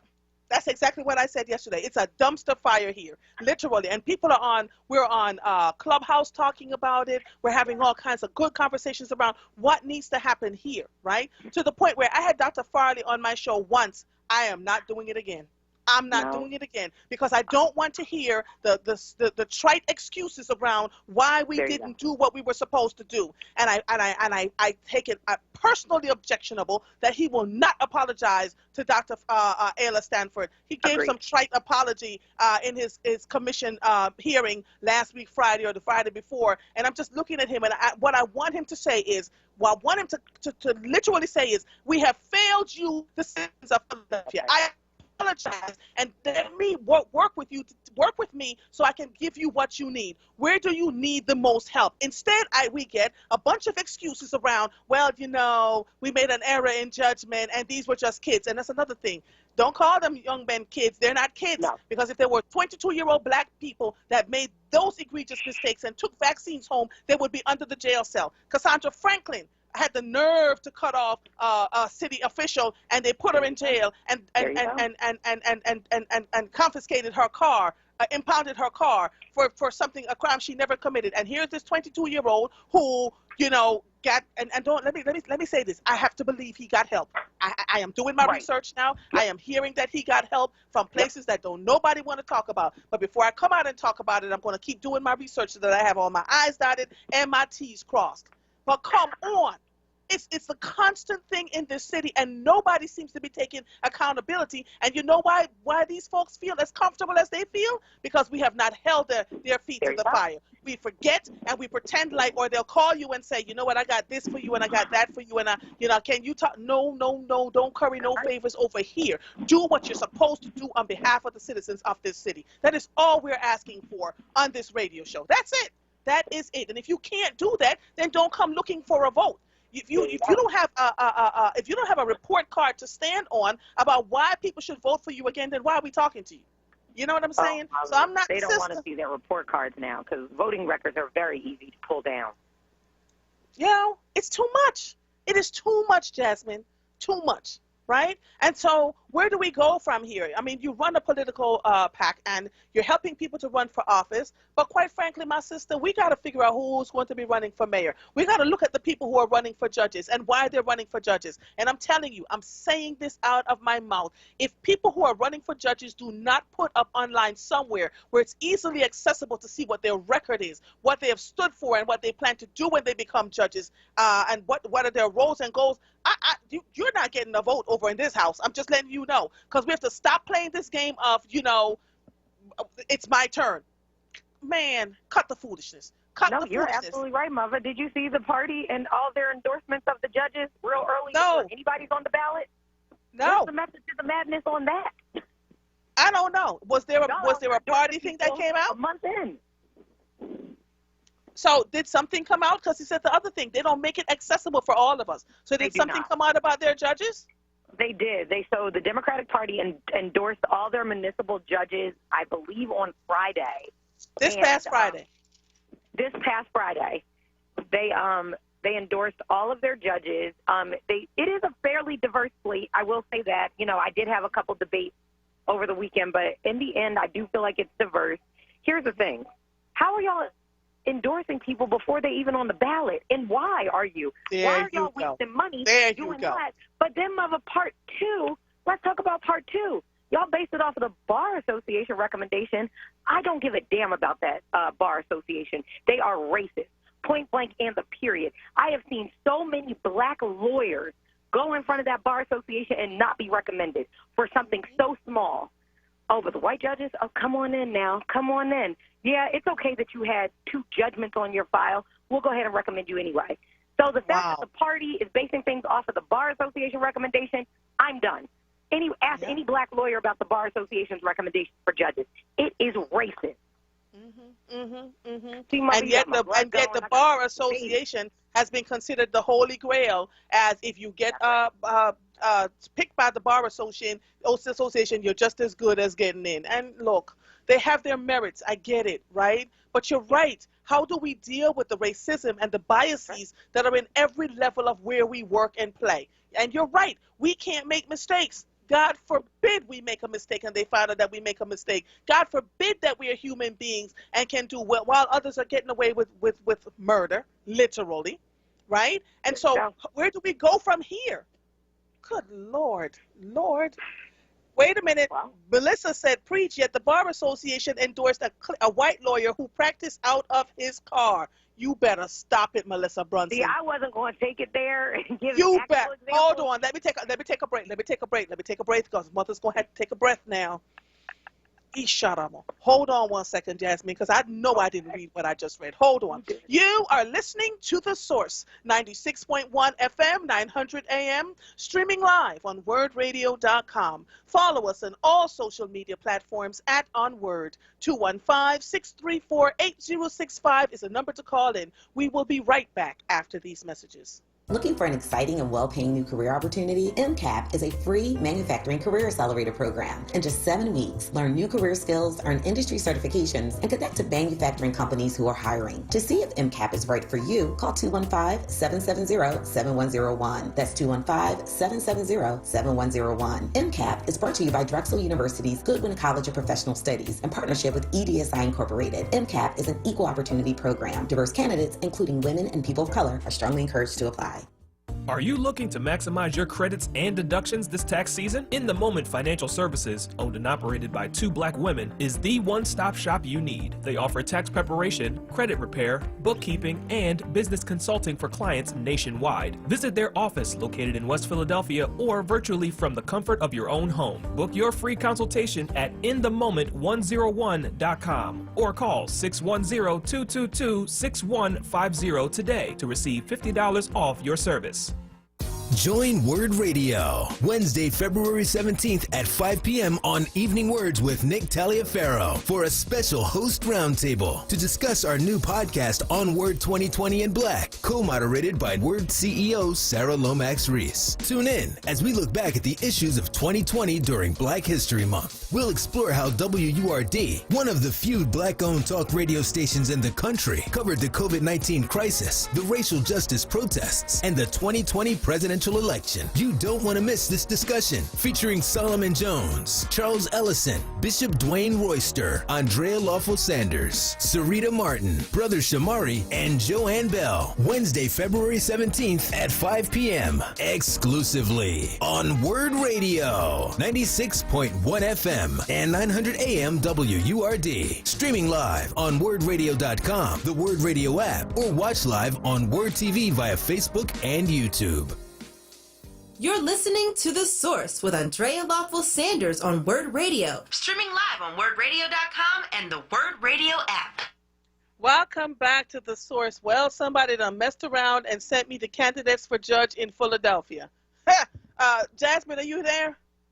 I'm here, mother. Somebody okay. Plate. Somebody done messed around and sent it to me. So here we go. This is interesting. Let me read this thing to you again. The Bar Association endorsed a white person, I just want to make sure, who was practicing out of his car. Is this true? That is what the rumors are saying, yeah. Mm-hmm. However, they did not endorse someone that 11 years ago had a judgment. I do not know what the judgment was about, but from what I hear from the Bar Association, it was a minor judgment, and she has been perfect, stellar, has won some pretty major cases as a trial lawyer. Did not recommend her for the one judgment. So for the people who know that they're running on a good platform and were not endorsed by the Bar Association, should they run? Absolutely. Okay. You're going to have to work a little bit harder because, you won't get the money for the mailers. But go ahead and get yourself 2 good volunteers to help you raise some money. Go and COVID-friendly, COVID-safely door knock and take it to the people. Host Zoom calls, do some robocalls. Get the text message feature. It can push your message out there. YouTube channels really utilize social media. Here's the thing. I know, and I hate to say this, but, you don't really need the party to win no more. Yes, I was just getting ready to say it. I was just getting ready to say, you do not need the party to win. God, you do not. I'm thinking of Judge Tamika Lane, who was told it wasn't her turn and she was not getting any support and blah, blah, blah, blah, blah. And she went out there and did her thing and won and is now a sitting judge. So let me tell you, the party wants you to think that you need them to win an election. You do not. Good old hard grease work. Calling people, reaching out to the folks that you know to support you and to put funds in your pocket to make sure that you're okay. That's how elections are being won, and it's how many Black and brown folks across the country who was not endorsed by any party won their elections. Shocking folks, left and right. So if you believe you have a strong platform, and hear me, don't go out here on a song and a dance, have a strong team of people behind you who would be willing to pay your light bill if your light ain't working, you know, because you got to sell your car to raise the funds to run for office. There's some people who believe in it so strongly, they're willing to do what they need to do to get there, right? And so you look at their core values at that point, and you're like, okay, you know, this is not because they just want to look bright and feel good. It's because they really believe in what it is that they're running for. And we want to talk. You know, I need to get Brian Sims on here. I need to get him on here. I'm gonna ask him because his face just popped up in my head. I need to talk to him too. So you know, listen. What advice of hope do you have for the people in this city based on what you know in the roles that you have been in? Change is coming, Philadelphia. Change is coming. I see a movement bubbling up in our Commonwealth, not just in Philly, but I'm seeing it in Allegheny County out in Pittsburgh, where black and brown people, specifically our young people, are saying no more. I'm not trying to see you. I'm not trying to. Look, there are a couple people that have lost a seat or barely won the seat this go-round. And next go-round, it certainly will not be any easier, especially down in state reps, city councils, U.S. senators race. People think it's going to go to an old party establishment. There are going to be some surprising candidates in that race. The governor's race, we all think that Josh is going to walk in there, and I like Josh. But I'm trying to tell you, there is a movement building inside of the Democratic Party that is going to take people by storm, and one by one, it is happening. You will see plenty of people saying, oh, I don't know if the Democrats or who they endorse. I don't really pay attention to the party. Or you know what? I sit outside the party now because I don't see that the party can help me win. I know 2 candidates personally that refused to pay the Democratic Party, and they rescinded their endorsement. And you know what? They didn't care. They was like, well, I have the money. I can win by myself. There is a movement happening, and we have to recognize it, appreciate it, and join in where necessary. It's the only way. So you know what made me chuckle the other day? I'm watching the Senate seat, Toomey seat is coming open, and I chuckled when I saw that John Fetterman put his hat out right away while he is lieutenant governor of the state of Pennsylvania, put out his hat right away to run for Congress for Pat Toomey's seat. And I smiled because John Fetterman gets what a lot of people still aren't aware of. He understands that as a white man in this country, because of what's been going on, it's going to be almost impossible for him to win that seat.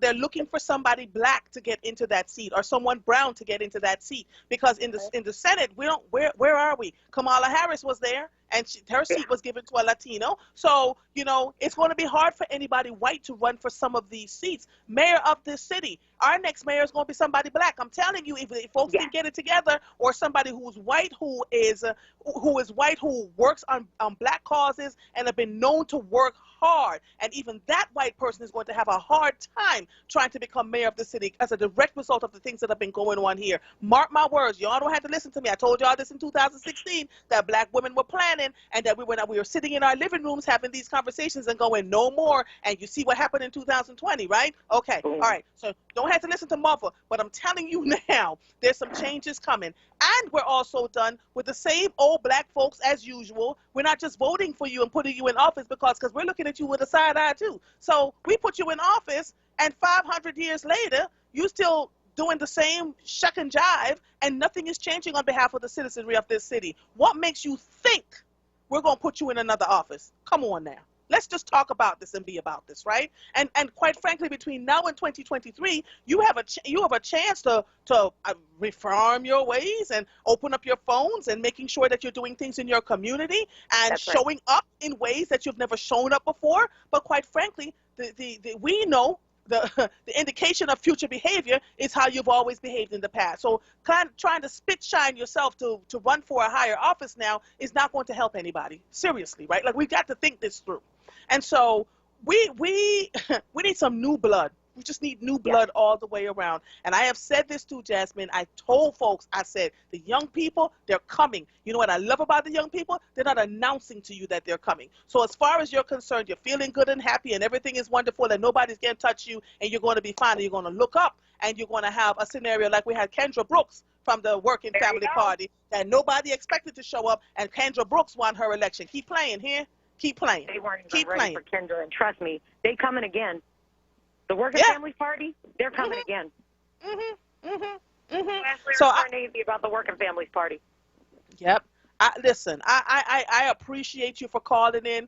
This is why I love taking a day out of the week and just making it for the WURD listeners, because I'm trying to tell folks the goal here is to get you all to think outside the box. The goal here is to get you to have long memories and to not forget what was not done for you. The goal here is every time you step out of your front door and you look around you and you see all the blight, reach out to your council person and say, yo, what is up? What is going on in my community that so many parts of my community look like this? Can we just go there? So, Jasmine, I thank you, man. I thank you, as always, for... you get me going, though. I start talking to you, and I'm like, Mother, we've been at this thing for about 38 minutes. I ain't even mad at it, though. I just want you... I'm trying to tell you. But thank you. I'm going to have to take some of the other callers. It is always a pleasure. I see that you're going to be on WHYY with Chris Norris, another one of my favorite people. Chris Norris is someone I admire. I talk about this all the time. Donna Frisbee Greenwood put us together and said, I want you to mentor him. And I don't think I mentored Chris a day in my life. We go back and forth, right, and talk about what's going on in this city. And the one thing I said to him was, don't you ever compromise who you are and what you do. And if that means not working for a regular media news station, then so be it. When you choose to work for one, make sure it's one that gives you free reign. Sandra Clark has given him access to do the work over at WHYY, and you're already beginning to see the changes that are happening over there. Kudos to her on this Black History Month. Thank you so much, my sister. You have a good one, okay? Bye, Mother. Thanks for having me. All right, honey. Bye-bye. Whew, I need some water. I need some tea. I need some... Whew. I need something to get my whole self together in these Wacondan streets. It is 2:53. I have a couple of folks that are still on the line, so I'm going to take them. Please don't hang up, y'all. I'm going to get you, okay? Just hold on 1 second. We have a good half an hour. All right, let's go. How are you making Black history? Let me see. WURD Radio is a small business. We are a focused team of hosts, producers, and staff doing everything we can to serve Black people. We're dedicated to putting the needs of Black people front and center every day, and we honor the names of those who have made Black history. Yes, there is Shirley, Dr. King, Shirley Chisholm, Marcus Garvey, Toni Morrison, Malcolm X, and the list goes on. But how are you making Black history? This is one of the most challenging times in history, and we need you to stand with us. For $90 per year, which is $1.73 per week, or 24 cents per day, you can take action. Let us know that what we do matters to you. Sign up today at wordradio.com/join now. Upon checkout, type in the name of a person in Black history that you honor or the host that sent you and be heard. Find more information at wordradio.com. Join now. You are listening to The Source, 96.1 FM, 900 AM, streaming live on wordradio.com. Follow us on all social media platforms at onWURD. 215-634-8065 is the number to call in. We will be right back after these messages. What's up, everyone? I know you know the word, no, not the station, but this word, J-O-B, that is, and our friends at Amoroso's Baking Company are hiring right now. Amoroso's has been baking the delicious bread in our community for over 100 years, and they want you to join their team today. The old and the young love Amoroso's, and they are hiring right now. Check it out. They offer fair pay and provide health, dental, and prescription plans after 90 days employment. Call 856-754-0355 or visit amorososbaking.com for details. I'm Anthony McLaughlin. Been denied insurance? Call 215-782-8574. Life insurance, age 0 to 85, no examination needed. Homeowners insurance, any home, any condition, same-day coverage. 215-782-8574. Auto insurance, we can have you covered in 15 minutes. Business insurance, call 24 hours a day, 215-782-8574. I'm Anthony McLaughlin. When you need insurance, I can help. Celebrating Black history all day, every day. Maddie Humphreys. You can't proclaim that people have inalienable rights from a common creator and say you own some of those people. This is WURD Radio, 96.1 FM and 900 AM WURD. Philadelphia, independent black media. You're listening to The Source with Andrea Lawful Sanders on WURD Radio. Streaming live on WURDradio.com and the WURD Radio app. Welcome back to The Source. You know, I love the WURD listeners. You all have been calling and burning up the phone lines. Brother Phil, how are you, sir? What's going on? Sister Andre. Yes, sir. How are you? Man, I had to call in, man. I thought I was going to have to come up there and get you, boy. You was on fire there for a minute. I love my people. I love my people. I do. Yes. I love my people, and I love children. Yeah, the creator love us too. Yes. How you doing, sir? I'm doing pretty good. Getting a little tired of looking at the mush. You know, we as human beings can do a whole lot better than what we're doing, but because of racism and greed, we down here looking at it, and unity doesn't happen because the powers that be make sure unity don't happen. But what I wanted to call you about was, what does every black neighborhood, every black community, what main problem does every black community have? And it's drugs, graffiti, trash, and the loud music. And those four crimes are now nuisance. This is why we have it plagued in every black community in Philly. They all use the same mode of operation, and then they escalate it from there. They can take over your block with those type of nuisance violations. They used to be crimes, and certain neighborhoods don't get police service because they part of the gentrification. I'm right in the middle of Templetown North Central. We don't get police service down here because the gentrification boys who bought that house for $1 in 1971, and they were the only ones who had the money to do any developing because the black community was marginalized. And then NTI hired them. Now they done bought up all the property down in here, and they get ready to sell it to the highest bidder.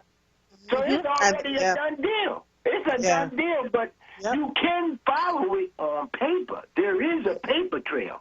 And it goes way back because every mayor had a hand in it.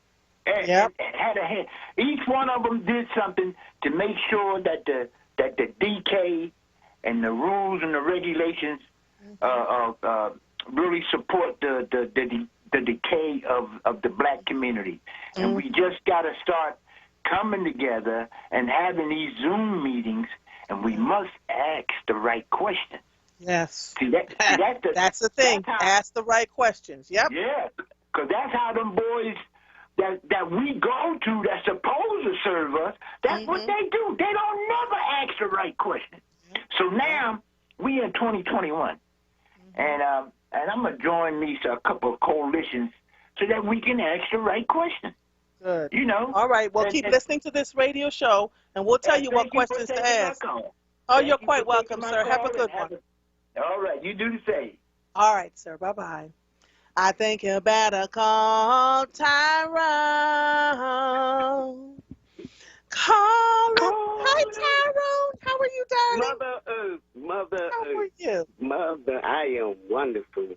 And Mother, when you had said to the Reverend you're talking too much, let me say this. When you and my good brother Reverend Waller get to sharing, it's like seeing two chess masters going at it. Because when the Rev says Queen charge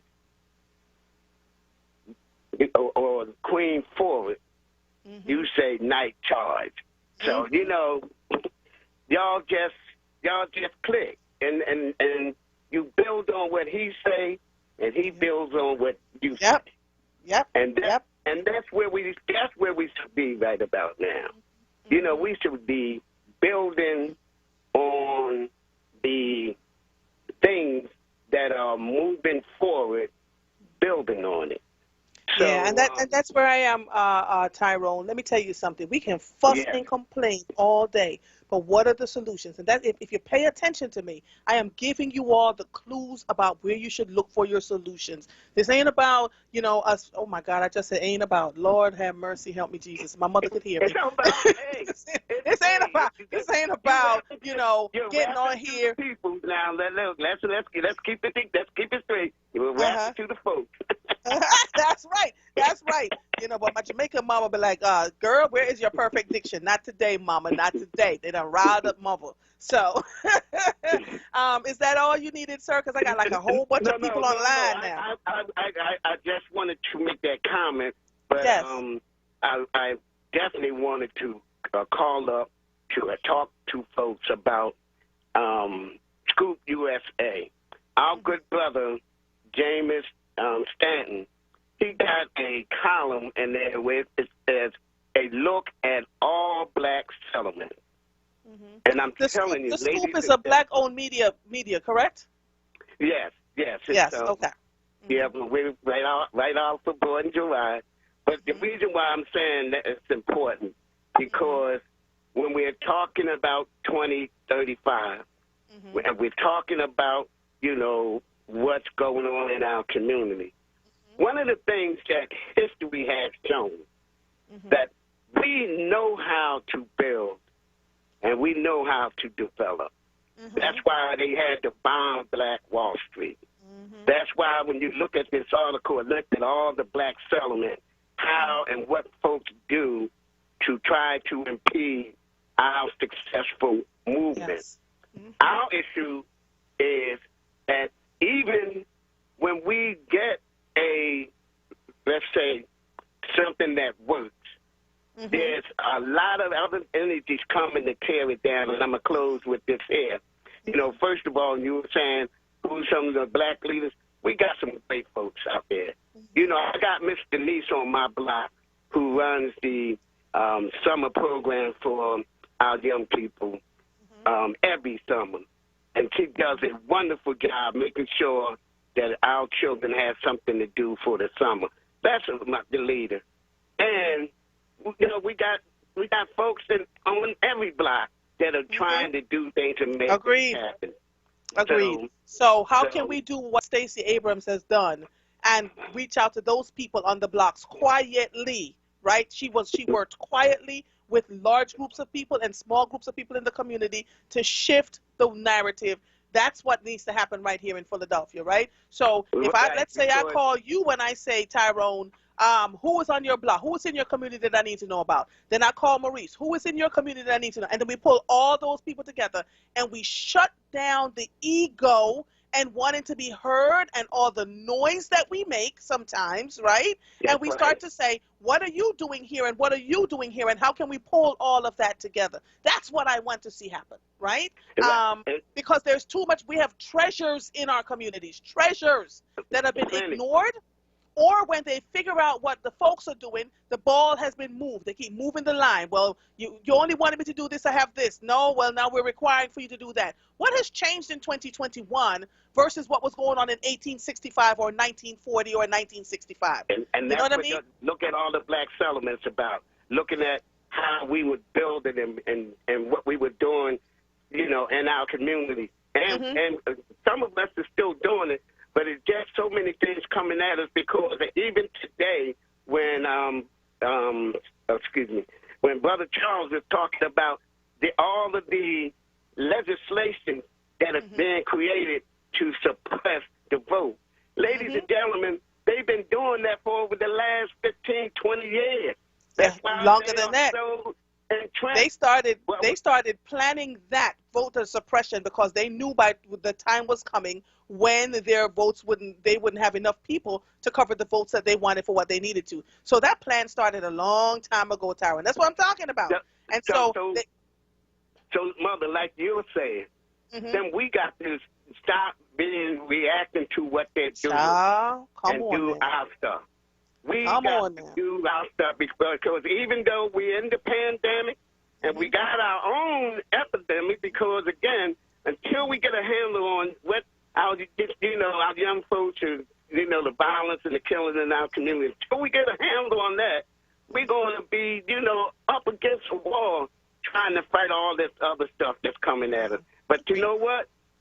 Sister Maya Angelou said, but still we rise. And that's one thing we're going to do. We're going to keep on rising.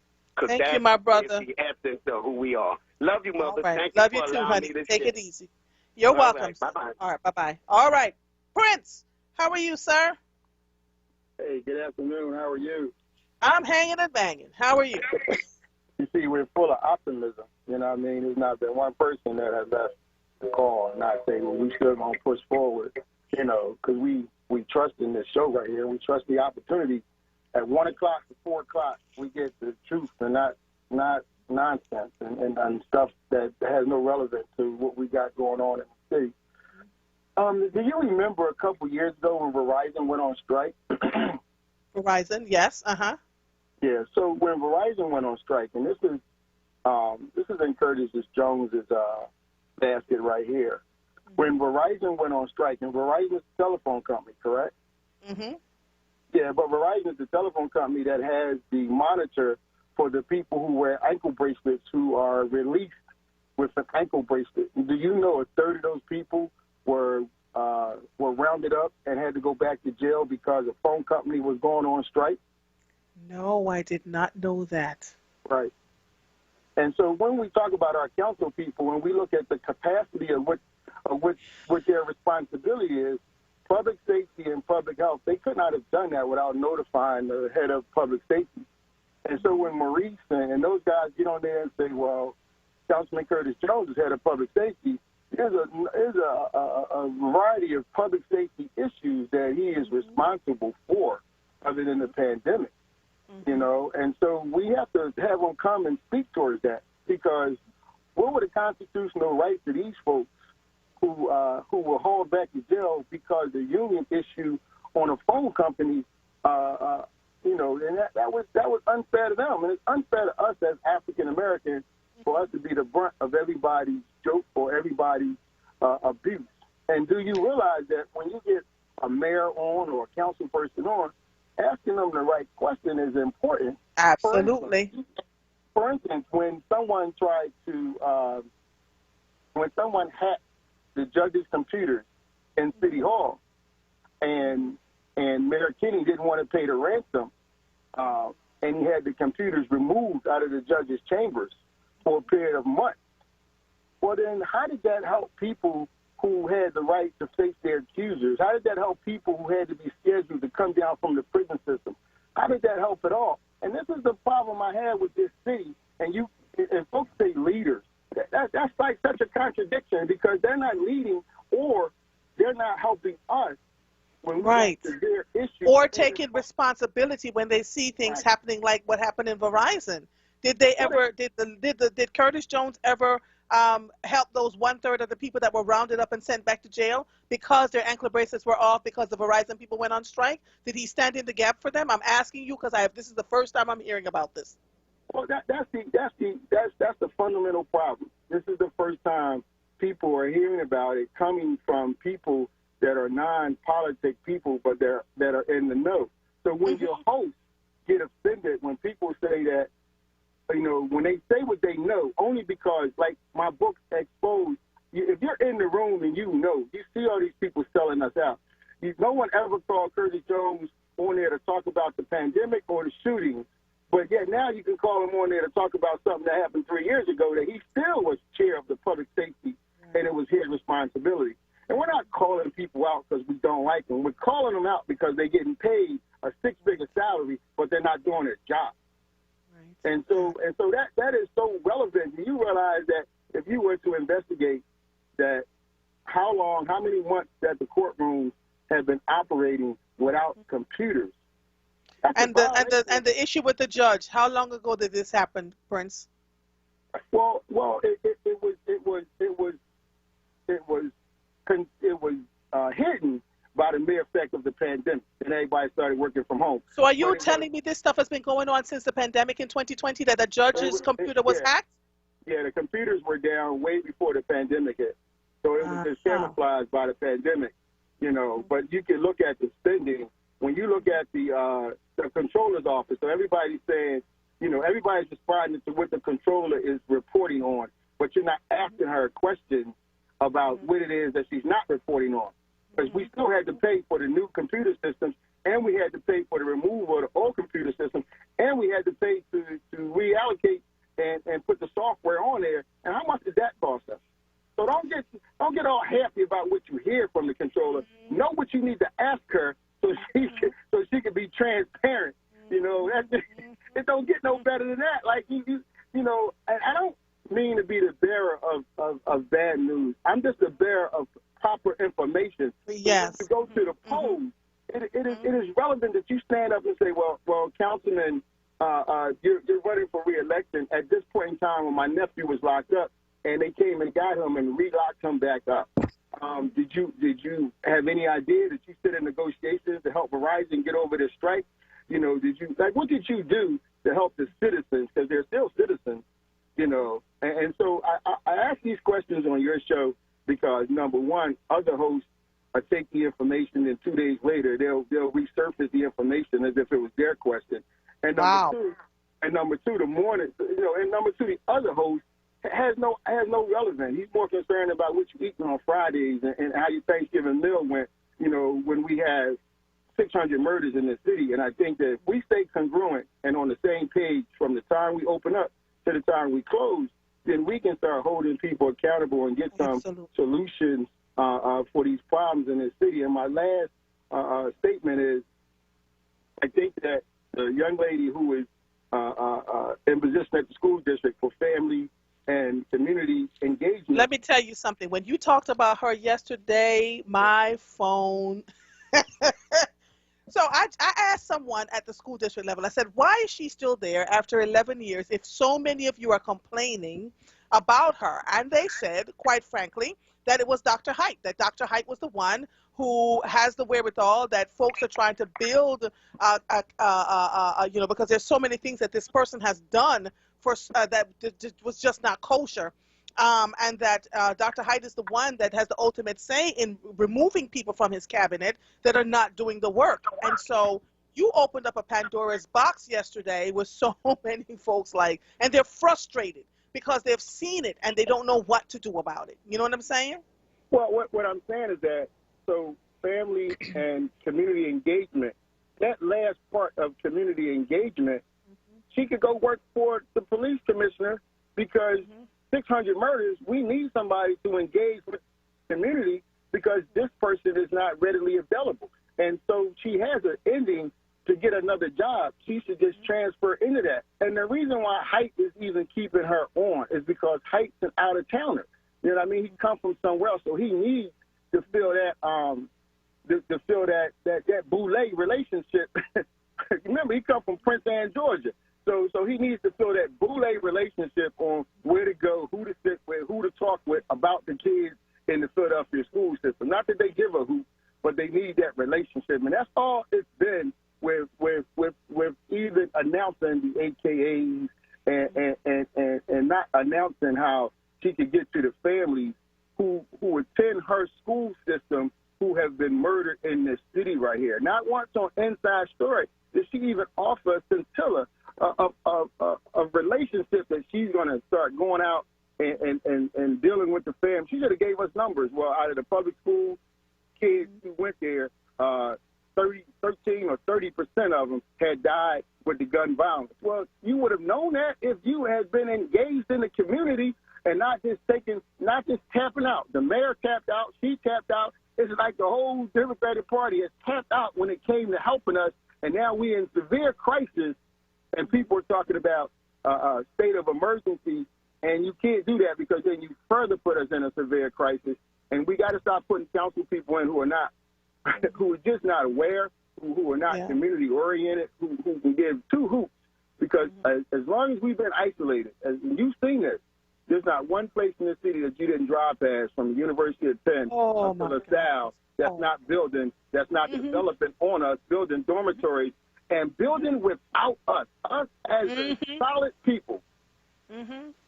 Let me just Lucy Lou missed the conversation yesterday What Prince is talking about is a press conference, a press conversation, inside story that showed up this past weekend. I mean, everybody and their brother were texting me about it.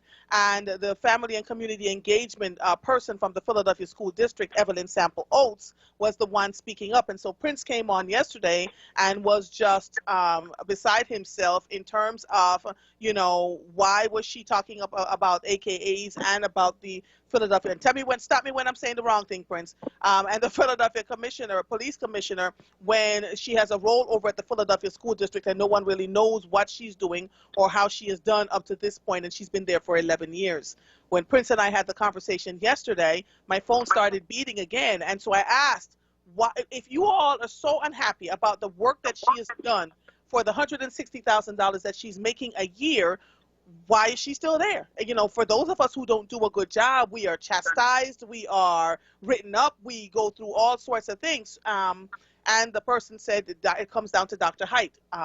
You know, and these are people that work in the Philadelphia School District that are watching all of this stuff unfold, and they're frustrated to no end and can't seem to find an ending anywhere. So that's what I'm talking about. That's what Prince was talking about, and that's what we're talking about now. So Andrea, when you do 100,000 times 10, that's what, $1 million? Yep. You've been there 11 years and made 160, and took way more than $1 million, and don't live in the city. Kids may have never gone to the public school system.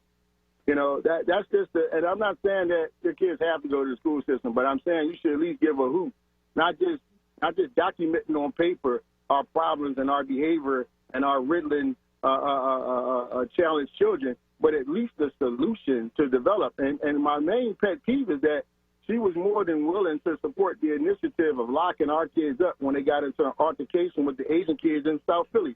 Like, kids don't get in altercations. There was no knives, there was no guns, there were fights.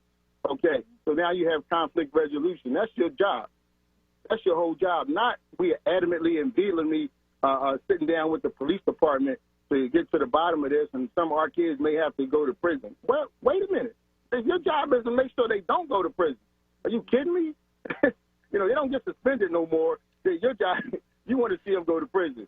And to the extent, you know, nowadays these kids fight, and these fights may get out of hand, but you got to do, in the capacity of your job, you got to do everything that is possible, understanding the predicaments our kids are put in, to work your magic.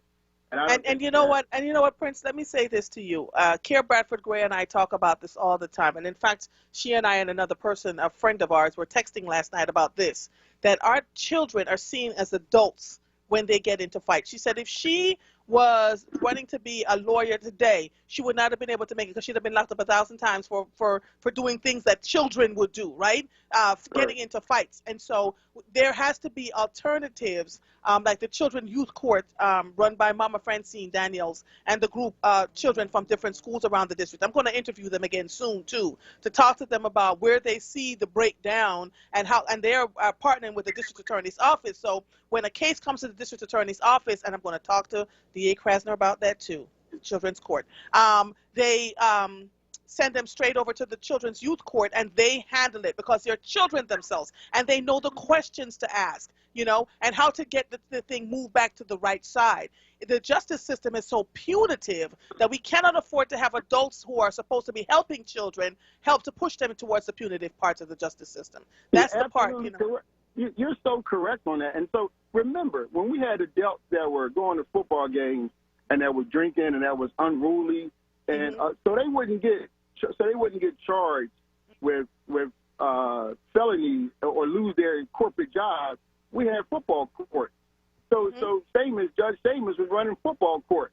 So if you did something unsavory down there at the football game at the stadium because you were inebriated or intoxicated, then you would go to football court, and they would judge your sentence, and they would give you some kind of community participation. But you're absolutely right. It's a lot of us who look like us giving us sentences that are unrepairable. I mean, you can't call them kids and then put them in a predicament to lose their childhood by incarceration. Right. You know, and I know sometimes we sound like, you know, that we're pointing out people and that we're identifying who's not doing what. But if you don't do it now, you're going to be stuck with these folks You already made $1 million. You want to keep, and we can't, we got Dr. Hyde on notice because we know the next mayor is not going to keep him, but it shouldn't have to come to the next mayor bringing his own people in and everybody learning on our dime or learning on the cuff, because the people that are in position who was here before the next superintendent gets there should be doing their job, should be stand-up people, should give a hoot, and we shouldn't be protecting them on shows and stuff like that. Now, more than happy, 1,000 people have heard her now in the last 2 days when we worked this up, so she can call in and come on the show and tell us what relevance does being an AKA have to do with the 600 murders in this city right here. If you an advocate for supporting our kids, why are you supporting somebody whose resume said graduate from HBCU, pledged a sorority, and I got 600 bodies on my desk when I was a commissioner at Philadelphia Police Department? Really? Thank you so much. Thank you. And I gotta take. And I'm that must be me in my soapbox, and I'm hanging up and I'm listening to other callers. All right, I got 3 more before D.A. Krasner called in. So thank you so much, my brother. Take it easy, okay? All right. You are listening to The Source, 96.1 FM, 900 AM, streaming live on WURDradio.com. Follow us on all social media platforms at onWURD. 215-634-8065 is the number to call in. I can't believe it's 3:30. This show goes so quickly. We will be right back after these messages. The culture, then and now, how we got here and where we're going. WHYY shines a light on our past and our progress like no one else. Tuesday and Wednesday night at 9, an intimate new series from Henry Louis Gates Jr. exploring the 400-year-old story of the Black church in America, the changing nature of worship spaces, and the men and women shaping them. The Black Church, Tuesday and Wednesday night at 9 on WHYY TV 12. Okay, Her's new fire potato chips and cheese curls, they are spicy. Whew, they're hottest snacks yet, hold on. Whew, but it's not just heat. There's some nice sweet and savory stuff going on too. Ooh, there's that heat again. It burns, but it burns so tasty. Ooh, that's hot. Find Her's Fire Snacks at your store today. Whew. Taste the flavor, feel the heat, break out the Her's. WURD Radio is independent Black media. And we're able to stay independent because of our 4WURD movement and members like you. Treat yourself to the treat of buying a WURD membership. It's less than a quarter a day. That's less than a bag of chips. And we really, truly need to keep this platform going so that we can stay connected as we reimagine our community in 2021. Start or renew your 4WURD membership today at WURDradio.com/4WURD or call 215-425-7875. WURD Radio. Independent Black media. You're listening to The Source with Andrea Lawful Sanders on WURD Radio. Streaming live on WURDradio.com and the WURD Radio app. Welcome back to The Source. Man, Viola Richburg Gray says, how many times have I paid my membership? I have more than 10 plus WURD shirts, a cup, pens, cap. I get the newsletter, a travel cup, and advertisements on my car. I have at least 5 favorite shows. We must keep WURD Radio. Thank you, Viola Richburg Gray. We so appreciate you. All right, I have 3 callers that I have to get in by 3:30. D.A. Krasner is going to be on, so we got to get you all in and out by 3:30. It's 3:24. We got 6 minutes. Cliff, how are you, sir? I'll be quick. Listen, here in Connecticut, the youth NAACP did a fundraiser where they were getting masks and getting turkeys, but the organizer of the organization did not get any support from Black leadership or the Democratic Party. However, a candidate, a Republican white candidate, was the one to respond. So to make a long story short, the adult branch and the president got wind of it and was highly upset. Why? Because maybe they was seeking help from the Republican Party or this governor or potential governor candidate responded.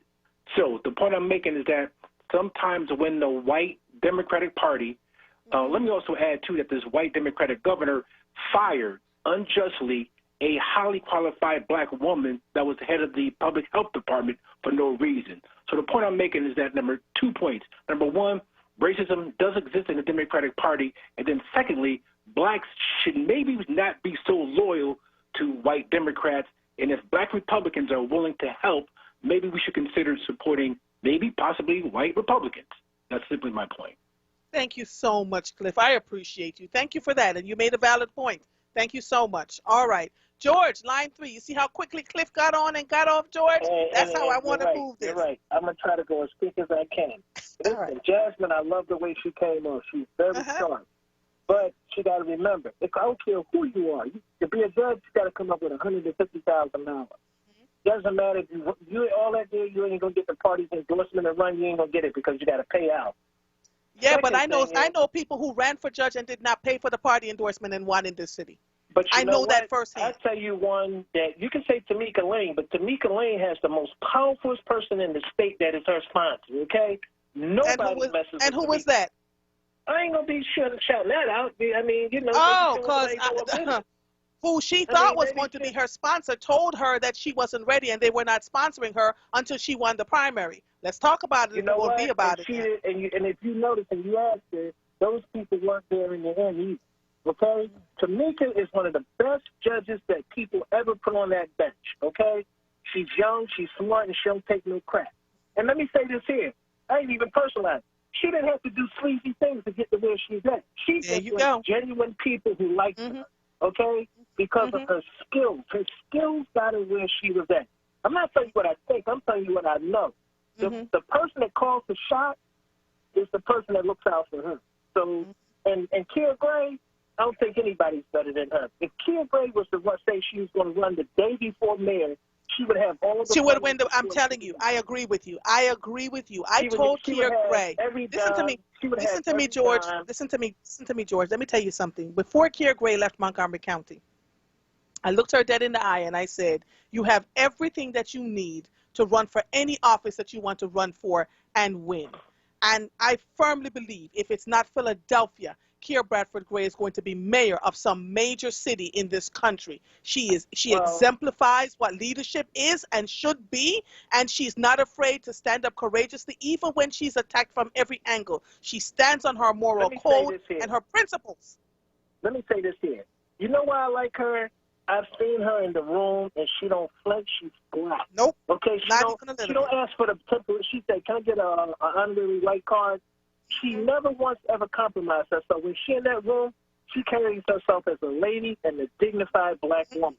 Now, if other women be in the room, they don't care what they got to do and what they got to act like. They will act like that and do whatever it is. Okay, they compromise themselves because they all feel comfortable because everybody in the room is in the room for a reason.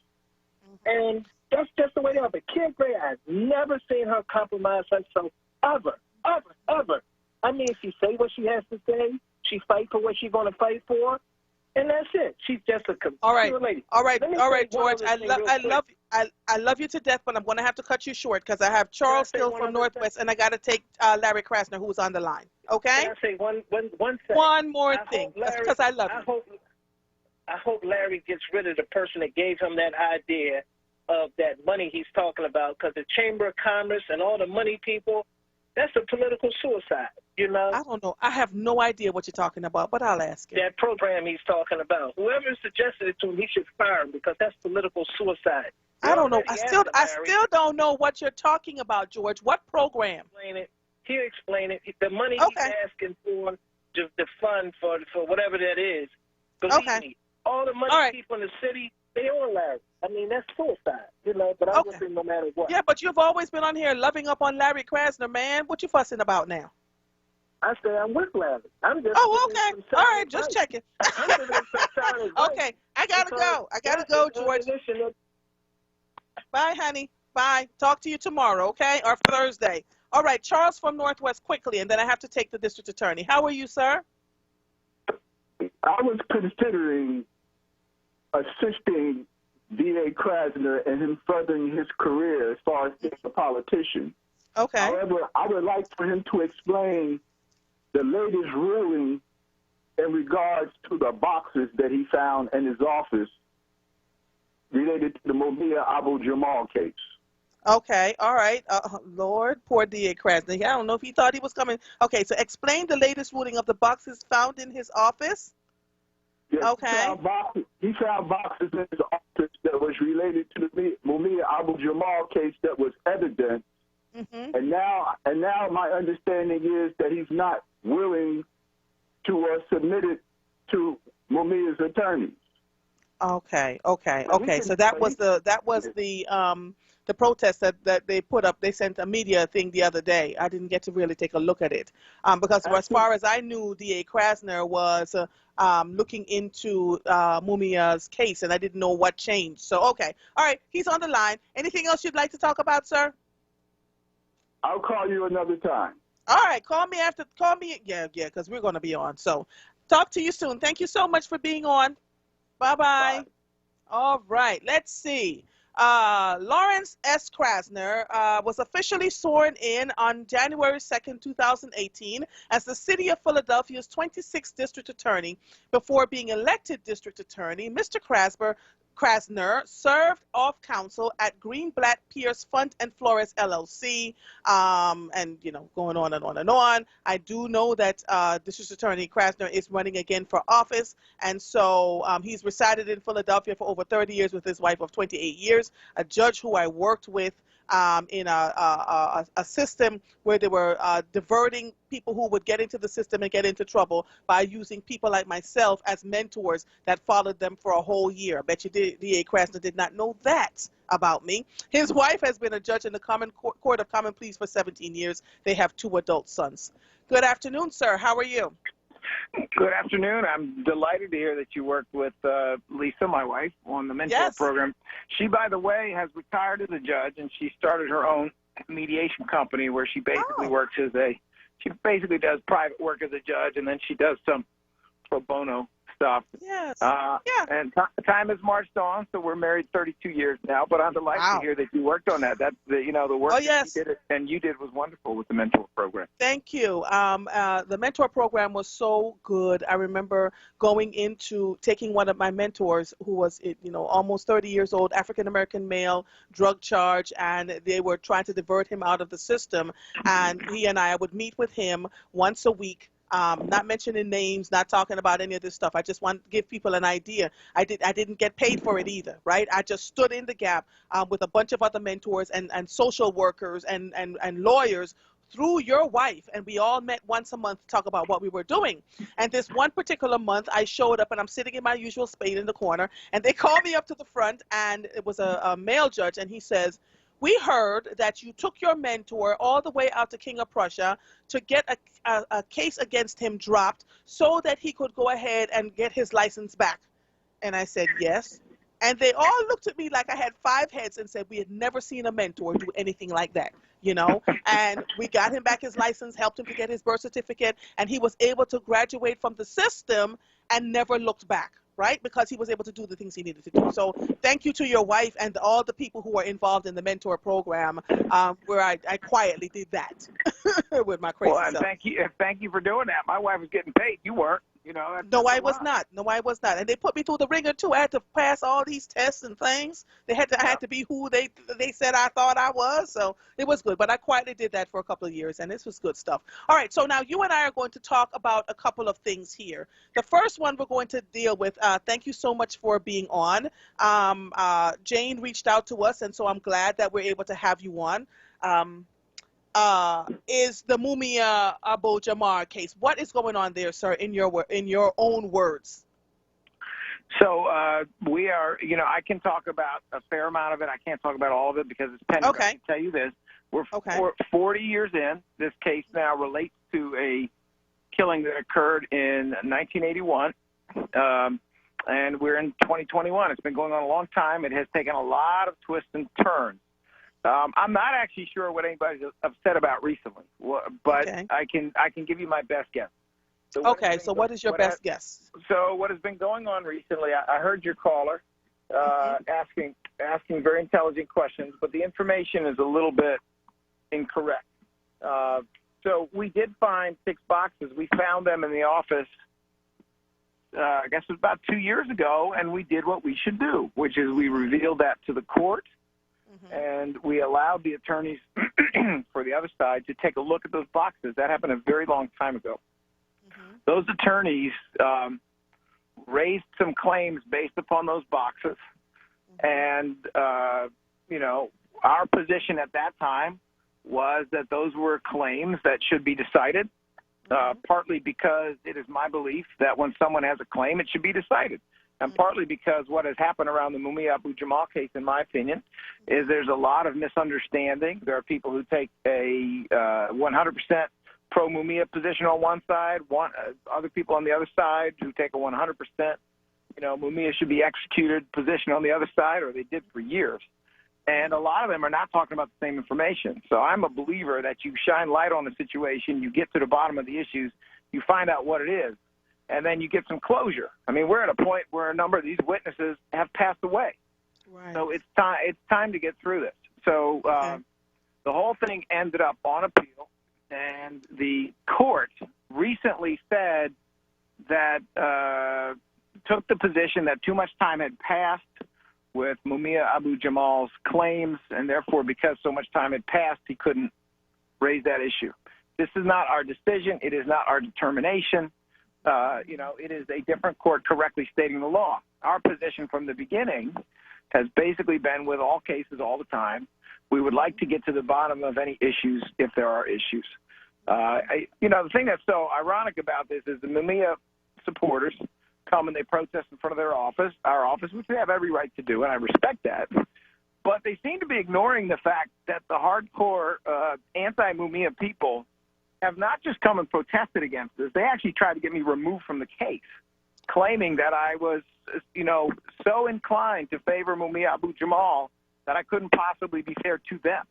Well, I mean, we can't have it both ways, can we? Can it be that I'm completely unfair to both sides somehow? Like, how does this happen?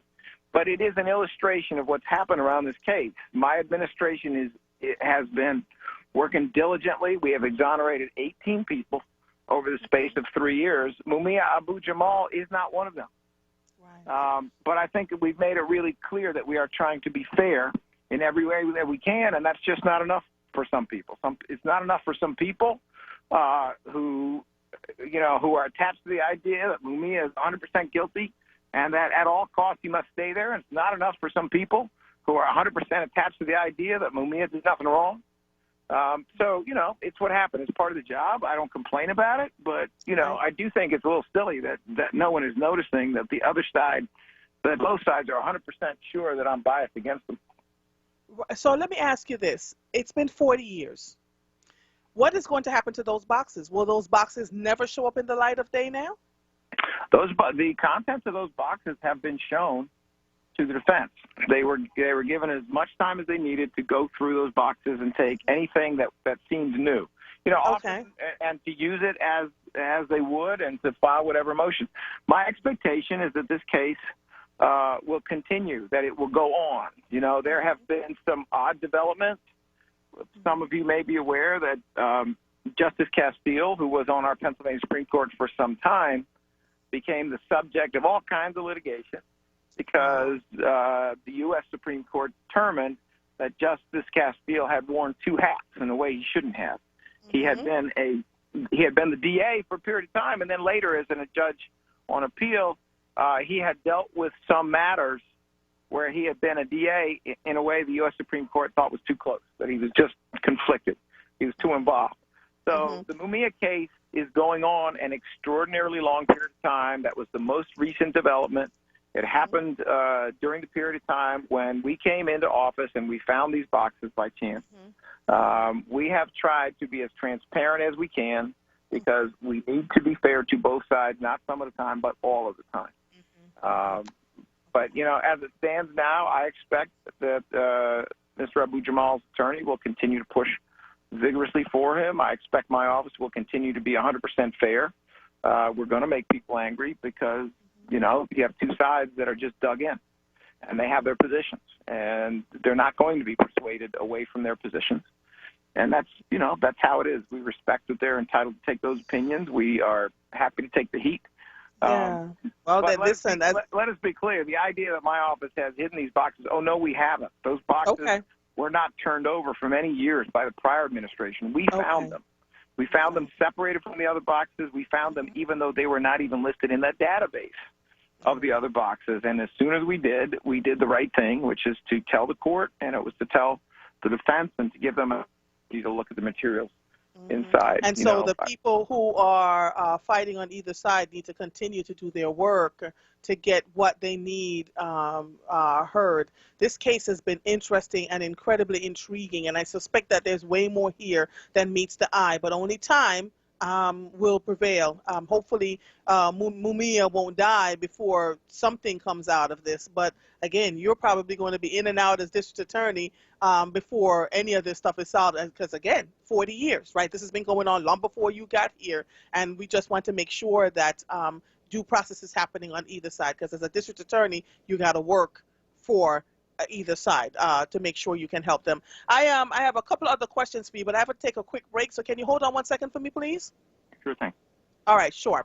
You are listening to The Source, 96.1 FM, 900 AM, streaming live on WURDradio.com. Follow us on all social media platforms at onWURD. 215-634-8065 is the number to call in. I am Andrea Lawful Sanders, and we will be right back after these messages. Hi, this is John. Hi, this is Juanita, owners of JD's Auto Body and Painting. We're located at 6300 Wayne Avenue, right there at the intersection of Wayne and Washington Lane. We really like to thank all you WURD listeners for the support that you've given our business, and we really hope to see you in the future. JD, tell them about our products and services we have. We have a new state-of-the-art paint shop along with our body shop and detail shop. We can help you with the dents and scratches from the winter season. Come to JD's Auto Body and Painting. Come on out and check us out. We're still honoring that WURD 10% discount. Give us a call, 215-848-5949. Again, 215-848-5949. Thanks again for supporting our business. We really appreciate you. See you at JD's Auto Body and Painting. Words from our past. WURD Radio celebrates the powerful voices of Black history. Malcolm X. We have to go to the cause. Dealing with the condition itself is not enough. And it is because of our effort toward getting straight to the root that people oftentimes think we're dealing in hate. We are denied not only civil rights, but even human rights. So the only way we're going to get some of this oppression and exploitation away from us is come together against the common enemy. Words from our past, exclusively on WURD Radio, 96.1 FM and 900 AM WURD. America's kids are returning to class, in school and at home. And this year, learning is especially tough on students who already struggle with poverty, emotional trauma, and other barriers. That's where our organization, Communities in Schools, can help. For years, we've had caring adults inside schools, helping these students stay in school. And now, we are taking our work beyond the school walls, tutoring, mentoring, and counseling students, providing resources for at-home learning, delivering meals, providing household supplies, connecting kids with online classrooms, and using technology to maintain the one-on-one relationships we know can transform the lives of students and their families. We are doing whatever it takes to make sure all kids have the opportunity to learn and succeed. Communities in Schools, going wherever we are needed to help those students who are most in need thrive. To see how you can help kids succeed, visit communitiesinschools.org. That's communitiesinschools.org. You're listening to The Source with Andrea Lawful Sanders on WURD Radio. Streaming live on WURDradio.com and the WURD Radio app. Welcome back to The Source. If you're just joining us, I have on the line the District Attorney of Philadelphia, Larry Krasner, and we're talking about, first of all, the Mumia Abu-Jamal case and the folks who were protesting about these boxes that they had found in his office, and he gave an explanation around that the defense was able to go into the boxes, get everything they needed out of it. The courts ultimately decided that too much time had passed, and so with whatever side you sit on with this, just know that that's what he just said to me. So welcome back, District Attorney Krasner.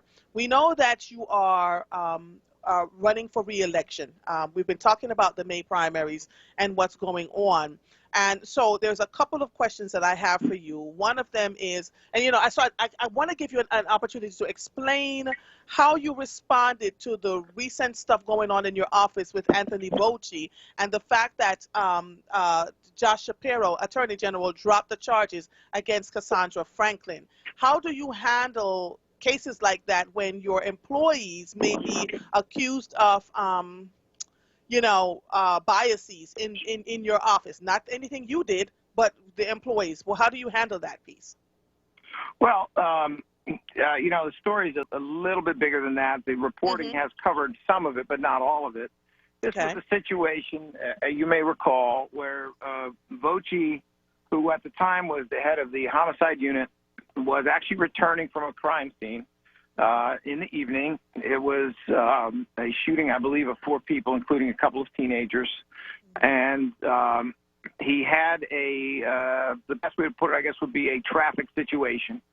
And, just to be objective about it, a traffic situation with a woman who's driving a car, followed the car, and certain things developed after that. Ultimately, we looked at the situation carefully. We realized that we could not handle it because someone who's an employee in our office was going to be a key witness. We made the decision to send it to Josh Shapiro. Josh Shapiro's office approved the charges in that case. That has not been reported, but that is a fact. And at a later time reduced the charges and eventually withdrew the charges. The woman in the situation was someone who had a different case that involved driving under the influence, in which she had caused a head-on collision because she was going the wrong way on a different street. So ultimately what happened with the case involving Mr. Bocci as a witness and this young woman is that Josh Shapiro's office made a determination to drop it. It is my understanding that Mr. Bocci did not oppose that. In fact, it is my understanding that he was supportive and that his position around it was that he felt that there should be some kind of treatment involved in how it was handled. But there were concerns that the way the investigation had been done by police and also by Bocci's involvement appeared to be they're using their insider status, they're using their access to power to investigate the case in certain ways that wouldn't apply to a normal person. My office took that suggestion seriously. We made certain determinations. Mr. Bocci at this time is not the chief of homicide. In fact, he is not working in homicide at this time. He is working in a different capacity in the office.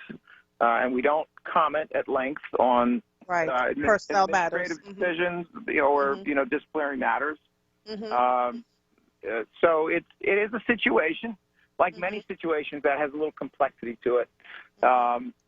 But I can tell you that I always believe it is a good situation when it is possible to have accountability without having a conviction. And, that is sometimes what happens when you have cases that involve questionable driving. It's sometimes what can happen when you have a situation where there's a feeling that there's been an abuse of power. We believe in second chances in my office, and even though we did not handle that case, it would have been improper for us to handle that case. We believe in second chances. We believe it for people who are driving. We believe in second chances, even for people who have a position within a prosecutor's office and may have made a decision that wasn't their best decision. So that is where all of that stands. We took the situation seriously, and in my opinion, we have acted appropriately, not only in separating ourselves from the case, but I think Mr. Bocci's being unopposed to the resolution of that case without there being a conviction, and also our offices recognizing that something had to be done, but something that was proportionate and measured had to be done. I think we've tried as best we can to make the right decisions around a complicated situation. So thank you for that response. I appreciate it. Let me ask you this, because there has been lots of conversation about abuse of power and biases. Do you have a place in your office, putting Anthony Bocci aside, do you have a place in your office where people are going through implicit bias training because we're working with the public and what's happening over there? Is there a place in your office for that right now? There is. We actually have been working steadily on implicit bias training and other anti-racist measures. All of the supervisors, including, and that would include Mr. Voci, all the supervisors were given implicit bias training earlier. When it's done well, implicit bias training is done in small groups and in an office of 600 plus people over a series of over a period of time. So we actually have implicit bias training going on in small groups throughout the office for the rest of the year. We take that seriously. We think it's important that we engage in that. And, and to the extent there may be any other issue, we are very supportive of people having counseling, treatment, therapy, whatever is useful to make sure that they are their best selves. Okay. All right. I love the fact that you're transparent because I'm asking you hard questions.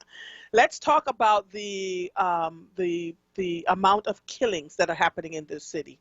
Who, sir? And just give me your educated guess. Who should be held responsible for all of this killing that's happening in the city? And where do we go from here? What role does the district attorney play in all of this? Well, people who shoot people should be held accountable. Let us be clear. People who kill people should be held accountable. There are certain things that you cannot walk back. And there has to be an accounting. There must be a consequence, and it must be appropriate. I am happy to report that among the cases the police actually solve, when they bring them to us, we charge nearly every single shooting case and every single homicide case. The only ones we don't charge would be ones where there is literally not enough evidence to establish who did it. But basically every homicide case and every shooting case they bring us, we charge, and our conviction rate for shootings and homicides as of early 2020, right before the courts almost shut down due to the pandemic, and the courts are still almost shut down. Our conviction rate was very high. It was 85%. 85% was the highest it had been, or as high as it had been in about 5 years. So we do the work, and we do a very good job of prosecuting those cases. But the biggest problem that we are having, and I don't say this to throw blame, because I don't like it when people throw blame. The biggest problem that we have is during this pandemic, it is very hard for everybody to do their job, including the police, and only 1 out of 10 shootings is being solved. 9 out of 10 shootings are not being solved. My office doesn't even see the case unless it is solved. Even in good times, these are tough things to do. Even in good times, only 2 out of 10 shootings are solved. So what you're talking about here is a situation in which one small part of the big picture, which is the law enforcement response to a shooting that has already occurred, is not functioning well. Well, neither is probation and parole. Probation and parole have essentially not seen people in their offices, not seen people in their homes since the pandemic started in March. There's even been limited remote checking in by phone, things of that sort. It changes what probation and parole can do. Policing has changed. We are seeing police, due to the pandemic, and obviously none of that's their fault, we're seeing police patrolling in different ways. We are seeing them prioritizing cases differently. And, of course, the courts are effectively shut down. So even when we are ready to go ahead and prosecute a case, we may have to wait a very long time. Witnesses may be fearful to actually come forward, not just fearful that there might be retaliation, but fearful that they're going to contract a fatal disease if they take SEPTA, right? So we're all up against that. But is that the real problem? Is that the giant problem? Is that the biggest problem? My answer is no, and I'll tell you why. First of all, we have to look nationally. When we look nationally, we see that this is happening in almost every single big city. It does not matter whether the DA is conservative or liberal or progressive. Right. It doesn't matter. It's happening in almost every city. And it is so bad nationally that Philadelphia's terrible spike of violence is actually at the low end.